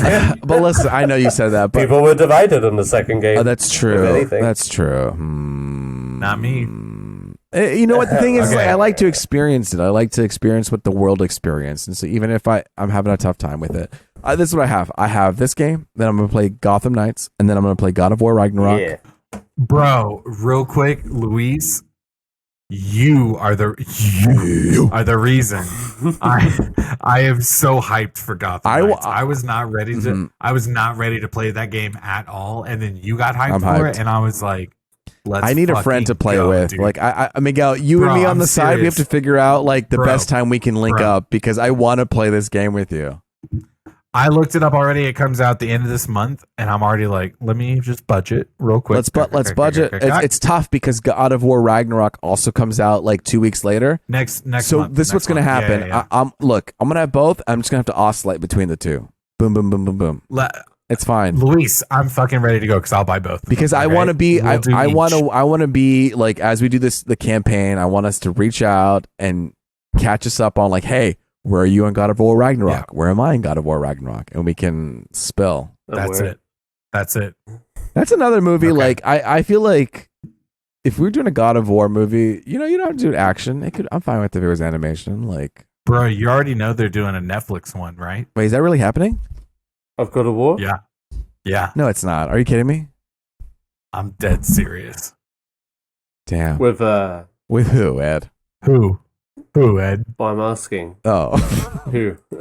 Like Jaimon Hunsu. Yeah, I'd love Jaimon Hunsu to play. He would be great as Kratos. I would. It's Ed. Say something wrong one more time. All right. Sonny is making the movie Kratos. So Kratos. Sonny makes Kratos. Hello, Kratos. God damn it, Kratos. What's Luis, up? That's all I. Luis, do you have that's any more? Look, that's all I have. I'm keep doing Abbott. I'm keep doing that. I'm gonna do. Oh, Abbott Elementary. Yeah, no, it's good. It's good. All I'm saying, it's great. Honestly, if you haven't watched it, watch it. That's all I gotta say. Ed. All right. Hey, I'm a busy man. I'll jump to my thing real quick. Listen, I know, Ed, you're a stickler for notes, and I had it on here that I was talking about Hocus Pocus 2, but no one wants to hear me talk about Hocus Pocus 2. I mean, I do. Okay? I'll tell you about it later. What I'd actually like to do. It's a movie that came out. It's current. Ed, give us the news. Ed, shut the fuck up for just a second. I would like to actually bring back an old segment. I would at least maybe you feel me on this. I would like to give some flowers. Let's give some flowers. Okay? I just watered them. I'd like to pull them out and give it to somebody. Let's bring back a day one segment that we haven't heard in a while. This is Miguel Sanchez. I'm giving flowers. Hey, happy birthday, Ed. I want to talk about Ed Ball for a second. All right. The recipient of these flowers. You know, before someone dies, you know what I mean? You want to give them flowers. You want to make sure that they feel loved and felt and seen. What's and happening? In this moment, you're not dying anytime soon. I'm just saying that's like the general. That's like the general vibe. I'm gonna bring it back. Ed, Write it in. God damn it, Ed. We love you so much, man. And I just wanted to say happy birthday. You're a true friend. One of the examples I want to bring up, if people don't know who Ed is, you know what I mean? He is the kind of guy that will not only like fiercely stand up for you, but will also, without argument, take you to and from the airport whenever you need. He's a phenomenal friend. He's someone I've known most of my life at this point. He was the best man at my wedding. He's the best friend of my life. Ed, happy birthday. I love you, buddy. Flowers to you. Okay. Well, thank you, Miguel. I want to know because you guys met in high school, right? Like you guys knew each other. We did. Indeed. What's like? I mean, were you not listening to my best man speech? No, I was. I was drunk. But listen, no. You know what? I mean, what you guys? I went to a weird high school, but. Did you take all your classes together? Did you do extracurricular activity together? What happened? Like, I'll tell you, Luis, the first time I ever met, I'm going to give you two quick examples. Okay. The first time I met Ed was in freshman year, my freshman year, Ed, where he was a couple tables over from me at the cafeteria lunch spot. Yeah. And he was loud and brash, and I just remember thinking I would never be friends with that person. And then a year later, our sophomore year, we happened to have a history class together. U.S. history, yeah. U.S. history. And he sat right in front of me. It was like day one. Like, we just picked our seats. It was the lottery. And I feel like I won it. Ed just, he was in front of me, and God damn it, oh man, and he was just immediately a really close friend. We met each other, we got to know each other. It was towards that summer we just started hanging out a little bit more, and history was written. That's cool. That's cool. I love you, buddy. Happy birthday. Happy birthday. I met you through Miguel, Ed. And I feel like we've gotten so close. I remember the first birthday. Actually, I knew. I personally felt like I barely knew you and Sarah, Luis, but we were hanging out at Miguel and Jason's apartment at the time. Jason Runhay. But but you guys got me a bag of Haribo gummy bears, which were incidentally my favorite gummy bears. Favorite candy, and I was like such an astute gift that nobody else had given me. So that was like a very telling moment. That I was just like, oh man, I hope I'm friends with these guys for a long time. And likewise to you, Miguel. Thank you. You caught me off guard there, but yes, I'm deeply proud and grateful to be friends with two fine gentlemen such as yourselves, and equally so, Luis, your future groomsman. Miguel, having been previously your groomsman, best man, and such, but yeah, no, and I would literally not be doing this with anybody else but you two. So, hell yeah.